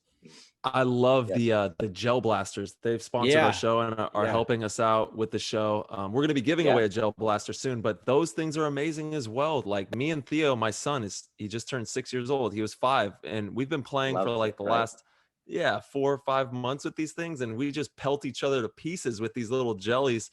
And it's the best, man. We have the best time ever. And he's hardwiring himself to play paintball. 100%. Absolutely. Zacky's been doing it for like the last year. Actually, Michael McLaughlin gave me a call, up there in Sac Davis Paintball to ask me about the gel balls, because we've been running the jelly balls, and those groups are starting to grow more and more. And I think it's absolutely cool. Like, there's parts of me that doesn't like it because I don't like that there's no splats. But I do love that, once again, if you focus on this is an introduction to paintball, that's your message, then you're using it the right way. And we focus at our field, jelly balls is only 4 to 7. That's so right. If you're older than that, you can't even book a party. We don't even let you. Like, you could join in. We let, Marcelo, to answer your question, of course, the jelly ball thing, and if it's just party only. So if mom wants to join it, dad wants to join in, I just have to go like, yo, rein it back, keep a distance, because we want it to be a family thing, because we are booking little kids' birthday parties. But people that are trying to use it like, oh, this is the new paintball. Get out of here. Come on. You're wildly crazy. This is for 4 to 7 year olds. If you're bringing them into your field, you focus on teaching them that this is mini paintball, like, and then you can play paintball here soon. You turn 7 for low impact, right? So it's a great tool. I really like it. It's a tool, but you got to use it. You got to use it wisely. That's right.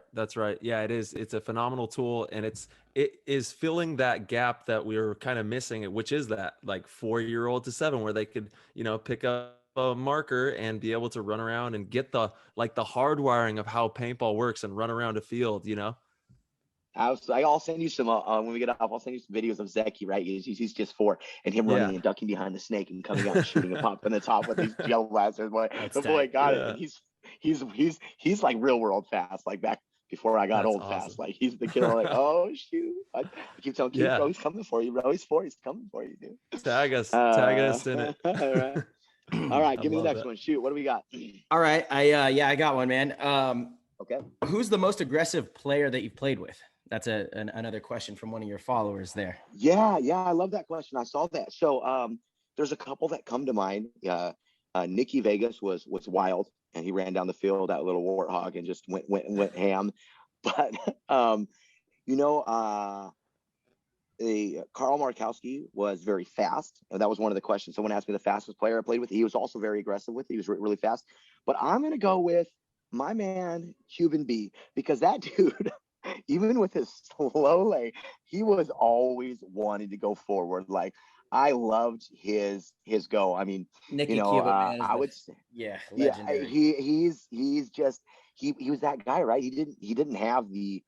I mean, he was athletic, but he didn't have the speed. But he was aggressive. He wanted to go forward. He wanted to be in your face. He's a monster. Sitting back wasn't his thing. Like, he was that dude that, he's on the Drew side. He's gonna get up and run to the snake side for some reason. Half the time it worked out. You're like, okay, I don't know why you just did that. But you did. So he's super aggressive, right?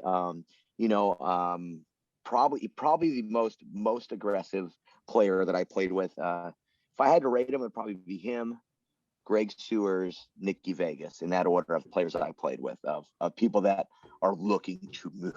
Like, no, I'm not hanging out here. I want to be in the business on your side of the field. So, for sure. But Cuban B, shout out to Michigan, legend. Boy. Yeah, we miss him too. All right, I got one from Trucker George. Trucker George, what pro have you always wanted to team up with, past or present? What player today do you look up to or have a lot of respect for? And he also wants to know where they can buy those Tiffany printed shirts at. Well, let's start with.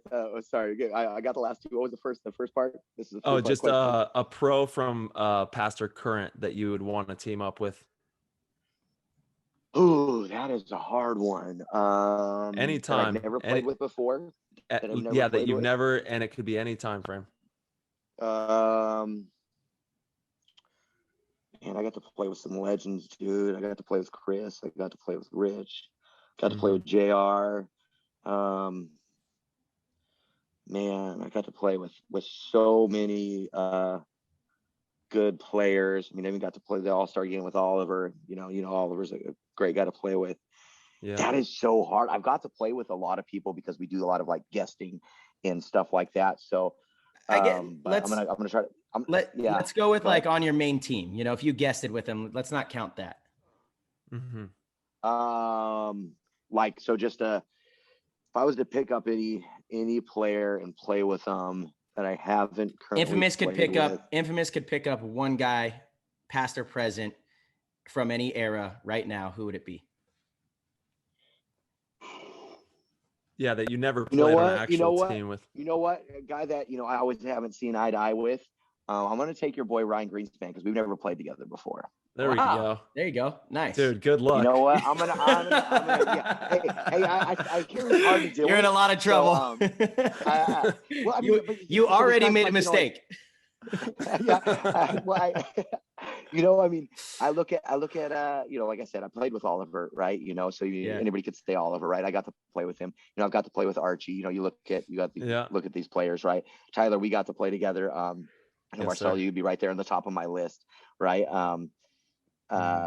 No, I'm Yeah, with you you. know, Yeah. I think you know, I got to play with Yosh. I mean, I got to play with some, you know, some Sure. people Yeah, coming yeah, up, yeah, right? yeah, yeah. So, Totally. yeah, you know, I'd have to. I hear I have to deal with them. You know, I got to play with, you know, J Rab. I hear he's hard to deal with. You know, I got to play with Rainey. You know, I don't know. He's like, you know, I've been So, all fortunate to right, get to drop your 7-man team. If you could build a 7-man team, who would be on it all time? This is from all Mike. time. Oof, 7-man Mike. too. Oh, Damn. Yeah. 7-man. Yep. Okay. All right. All time Anytime. ever. All time. 7-man team. Boom. Okay. So, John Richardson, Gotta have Todd Staple. Martinez, Todd Money. Martinez, Oliver Lang, obviously. Mm-hmm.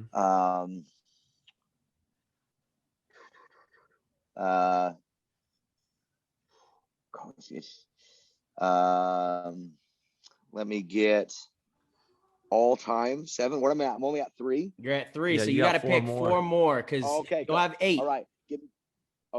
Give me Chris Lasoya. Oof. Give me J Rab. That's 1, 2, 3, 4. What are we at? We're at 5 or 5. 6. You're at 5. You got 2 more. 2 more. And the question is, how bad do you? Right? No, I'm you playing don't on this count. team. Yeah, but you're Okay. going to be the 8th guy. Okay. You're going to All be right. coaching. So Okay, just perfect. if you really want to win, you're talking to 2 guys on your screen that should fill those spots. But Okay. just playing. We're going all time. I'm trying to fill out the full team and think about 7-man. What spots we still need. Mm-hmm. Let's see. I'm gonna go with Pressure. I'm gonna go with, this is hard. Give me my boy Mouse over there with me on the snake side. And Yep. then I mean, honestly, I'm gonna take Tyler Harmon here. Sorry, Mark. I'm gonna Good take move. Tyler for my Yeah, other go for Trigo it. player. I would too. I would have picked him first. I would have picked him first. There we go. What a fucking honor. Whoa.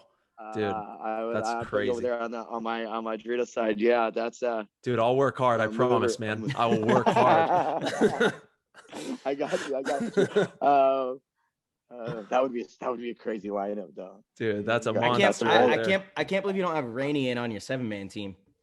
I know, dance. but okay, but here, because you said all time, like And if I Archie. pick up Rainey, then I got. Dude, here's the thing. I got to get rid of JR and those guys Lasoya. wouldn't hang. Those guys. You even, I know, but they wouldn't. Well, you know what? I got to say this. So, I was in Mexico for the MXL last weekend, and the old heads. So it was Lasoya, Davey Williamson, Isaac Barrow, Brandon Lamberton. They put together a team.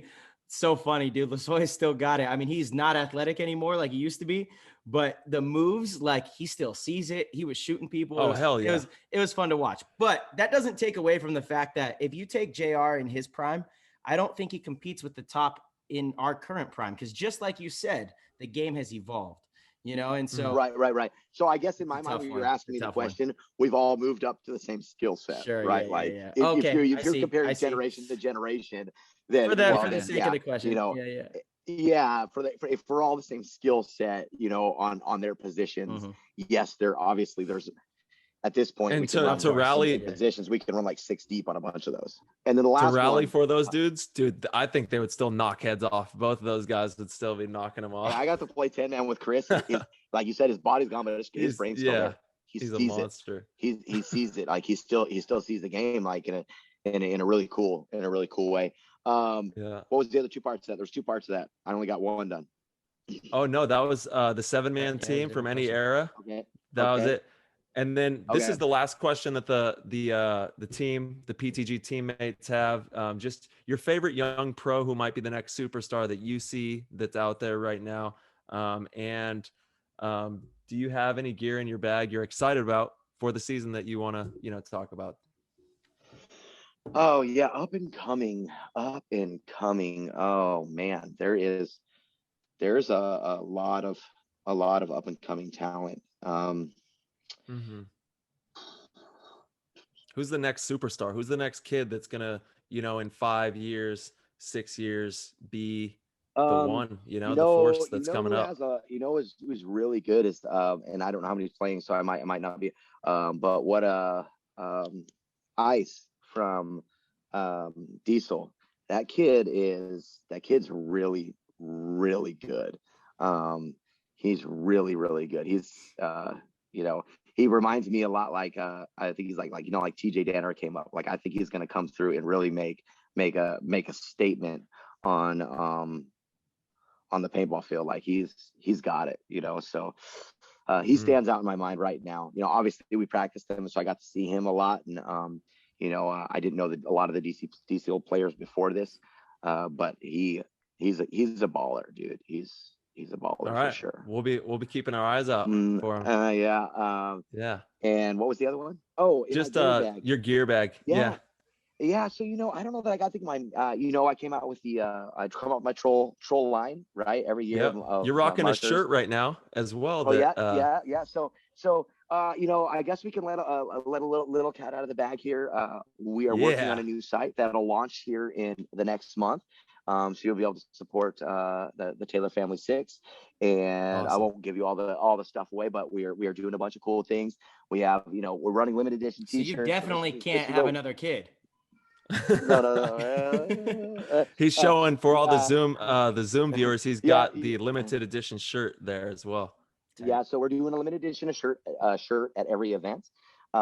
We also do a limited edition jersey. So we do 7 jerseys. I make a gold version of one of our home or away jerseys. So every event we get a new home and away jersey for Infamous, and then I do 7 gold jerseys. Those 7 gold jerseys, every dime goes to our kids' schooling. So if you really want to help the Taylors, we decided to pull them out of the public schools because we don't agree a lot with a lot of what's going on. So whether you agree or not, if you would like to support them, that's specifically for them. I buy 7 jerseys. I sell those 7 jerseys, and we put that into their school funding. So that's something cool that we're doing every event. And then, I got a bunch of little things coming out, and I'm pretty excited about it. Just, you know, people have been asking for stuff, so we're going to launch that. The site will be up next month. You know, custom runs of things. And yeah, I mean, my custom run of guns, they sold out in like a few seconds. So, but maybe we'll do some more stuff as the season goes along. Oh yeah. Guaranteed. Nice. Guaranteed. Love that, man. Yeah. So everybody rally for the tees. Make sure that we keep the little minions running around and having fun and you know, doing all the education. And yeah, that's an amazing thing, man. The little trolls. Yeah, we're the baby the little trolls. Yes. Absolutely. You got a squad. What else? Yeah. What else we got, boys? You got any more questions over there, Marsh? I got one more off of this list, and then everything else we pretty much covered, going through the excessive story and all that. And it was, why do you choose to use the CS2 over the LV platform? Oh yeah, that is a great question. So we all know I started with egos before they were even egos. We were using the prototypes before they even had a gun, back when they only had the E-blade for the autococker. So it does hold a very special place in my heart, and I used it for a lot of years. So we won a lot of events. I mean, championships. You know, I took down the dragon with them. So I have nothing bad to say about the LV, but the CS2 is just a different animal. When you're talking about how the gun feels in your hand, how soft it is, how quiet it is, the shot characteristic. It's just technology's changed and it's advanced, and some people still love the LV and they like different guns for different shots and different stuff. But dude, I mean, the CS2 reminds me most of the original Matrix. For those of you that played paintball, you'd have to play all the way back to like 2002 probably. You'd probably have to play that deep. Maybe 2003 they still existed before the DM4. So 2003 was the last time they did it. And those guns shot what I felt like, you know, I came from an autococker, right? So that was like the closest to an autococker, where you would shoot and the ball very, very straight. And the gun was heavy enough to keep it from vibrating. And then we went through this whole thing. We got to make guns lighter and smaller and this and that. And the guns bounced around. They made a bunch of noise, and you were inaccurate, you know. So, and I think you guys are doing a great job of it. You look at your gun, obviously, you know what's up. A longer gun, a heavier gun. Don't put no stupid carbon fiber barrel on the tip of it. You don't need that crap. No. You don't see that on real guns when they're shooting targets, right? You know, like you want a longer, heavier gun. Like, I know it's a little bit heavier, but it shoots better. And then just have hold on. if I hear someone else talk about a couple ounces, dude, when I was growing up, the gun was as big as me. I probably weighed about as much as I did, dude. Oh, amen. I had an STO Yeah. autococker with a one, what was it? A 114 cubic inch tank, bro. It was my whole arm. I was holding the gun like out here. Like that. I Yeah. feel you. No, but you know what I mean? The more your gun's balanced with a little bit of weight, the less it vibrates, right? So, you know, that one ball shot is just a little bit better. So yeah, I mean, nothing against them. I still shoot the LVs every now and then. I mean, I shot one in '08 for a little, or not '08, yeah, '08 for a little bit. I shot one around 17. I got one of the newer LV versions that came out, and I shot it for a little bit. I just If you CS2 want is a different to animal. the drop shot, that's what Oliver would always say. He's like, this thing's Mm-hmm. got a wicked drop shot on it. If if you need to It's drop them in the absolutely snake. true too. It's true. If you're deep, you can shoot him over the beams with an LV for real. Yeah. He ain't lying. He knows what he's I talking know about. he That's a knew real his deal. shit. That's a Yeah. real deal, especially if you get it down low and you shoot it just right. Lob them in He ain't there. lying. Oh yeah, absolutely. It's the real thing. So, all Dude, right. that's funny. I got one other question on here so I've been getting this a lot lately, so I want to hit it real quick. A number of people messaged me about it, and for whatever reason, feeling a lot of conviction that maybe it's in this time and being away from, churches were shut down, but people have been asking me, like, how do I balance, my whether going to church, my relationship with God, paintball and family. And so I've been responding to it a lot. So I want to answer it here. Cool. And you know, uh, it's not necessarily about the building, right? I mean, we are the body is what I believe, right? So those of you that want to do paintball, and paintball is a Sunday thing for whatever reason, you just have to keep your priorities right. My priorities are God, family, paintball. And because I feel like I'm right with God, and I wake up every morning and I pray, and I stay in the Word, then I am a better paintball player. I'm a better father. I'm a better husband. That's my belief, right? So this is, if you don't believe in God, you can just skip this section. It's cool. But this is because I get this question a lot, because I am outward with what my beliefs are. So people want to know, because they're just getting into paintball, they're getting in teams, and they're realizing they got to practice every Sunday, and now they're convicted, right? Do I go to church or not church? So listen, you church isn't just a Sunday morning thing, right? It's there's men's Bible studies, there's fellowship time, there's other times to do it. You don't have to play every Sunday. Play every other Sunday. Do drills on Saturday. Honestly, going out and playing paintball just to play it every weekend is not going to make you a better paintball player anyways. You're going to get so good. You need to put it in time. So and if you got a good team and boys that understand and girls that understand, you got a good group, they're going to understand if you want to take, like, hey, I can only be here every other Sunday, or you know what, on every other Sunday, I'm not going to be here until 11 or whatever time your church is. I don't know what kind of church you go to. I mean, but, there's, different services, so, what I want to say is the reason I balance it, because I make it a priority in my life. Make it work. It doesn't take away. It doesn't take away from my family. It doesn't take away from paintball. No, it's a foundation of who I am in those things, which allows me personally to be a better person. So if that's what you're doing, what you're striving for, and you're hitting me up there, or you're listening to this, just make it a priority. Don't make it a stressor, because if you're stressed about, I got to get to church, you're probably there for the wrong reason anyways. Man, just make it a priority in your everyday life. Be grounded in it. And if you need a community of believers around you, guess what? They're always there. They always go. I mean, Tyler and I used to go to, what was it, Wednesday or Thursday nights? Because Excessive had to practice every Sunday. Like, couldn't practice on a Saturday. It wasn't a thing. Like, Rich and I would go rounds on it, dude. But you know what? We would, but we would hit that men's Bible study up, right? So you can be involved, is what I'm saying. So just make it a priority. Where there's a will, there's a way, always. Right. I mean, you don't look at, don't look at the religion. Religion is, you got to be there Sunday, you got to do this, you got to do that. Just like the world, you got to, you got to graduate, you got to buy a house, you got to get this job. You don't be stuck in that box. That's not the man builds a box. You don't got to be in the box. That's what I'm getting at. You know what I'm saying? That's man-made. Yeah. That ain't the real deal. All right. So, dude, but I do want to answer that. I love it. This is why I've been getting a lot of those questions lately. So, awesome. And it was one of the questions someone sent to me on top of here. So, yeah, we love you. We love you with all our heart, Thomas, and the paintball community loves you, dude. What you've done for this game may never be duplicated the way that you've done it. You really have brought, and you say fueled by fire, and you have brought fire to paintball and to so many people's hearts as well. And it's it's an honor to be able to have you on our show for almost 6 hours, I think, and pick your brain Here we go, with baby. all these episodes. So we appreciate you, dude, and it's all love. You have a seat anytime you want it here, man. Absolutely. Awesome, boys. I appreciate you. I love you guys. I look forward to you guys having an awesome next event. Love watching you play, and Yes, hopefully sir. we'll be battling it out in the finals. Huh? You know it. We're coming there you for it. Yeah, let's go, baby. I love Let's it. go. Well, T, you tell the family we said hi, and you guys have fun, man, and be safe out there. All right, same. Awesome, Yes, Thomas. sir. Thank you, brother. Peace. All right, God Peace. bless, boys. God bless. Peace. Thank you.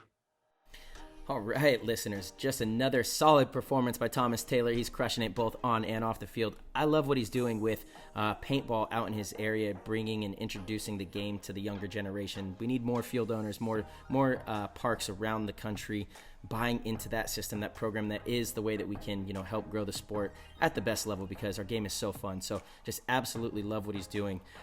This episode and this show is brought to you by all of our great fans and supporters and everybody, and we want to take a moment to recognize our co-producers. We have Brandon Cahill, Christopher Tucker, Christian, Derek Janish, Garrett Hobbs, George Jocelyn, Reggie Estrada, Zachary Curran, Brian Reese, Cameron Clifford, Carl Sprental, Martin Higgins, Paul, and Paul. That's it.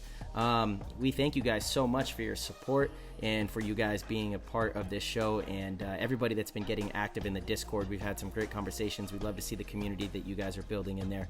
So if you guys are not aware with what we're talking about, you just need to head over to ptgpaintball.com, click the Patreon link, and sign up. You will be directed to a private chat group that is, for the PTG fam, and Tyler and myself are in there frequently. So again, thank you guys so much. Our website was brought to you by Rusty Glaze at Constant Pursuit. If you guys need any web work done, he's the man to call. And as always, we'll see you very soon.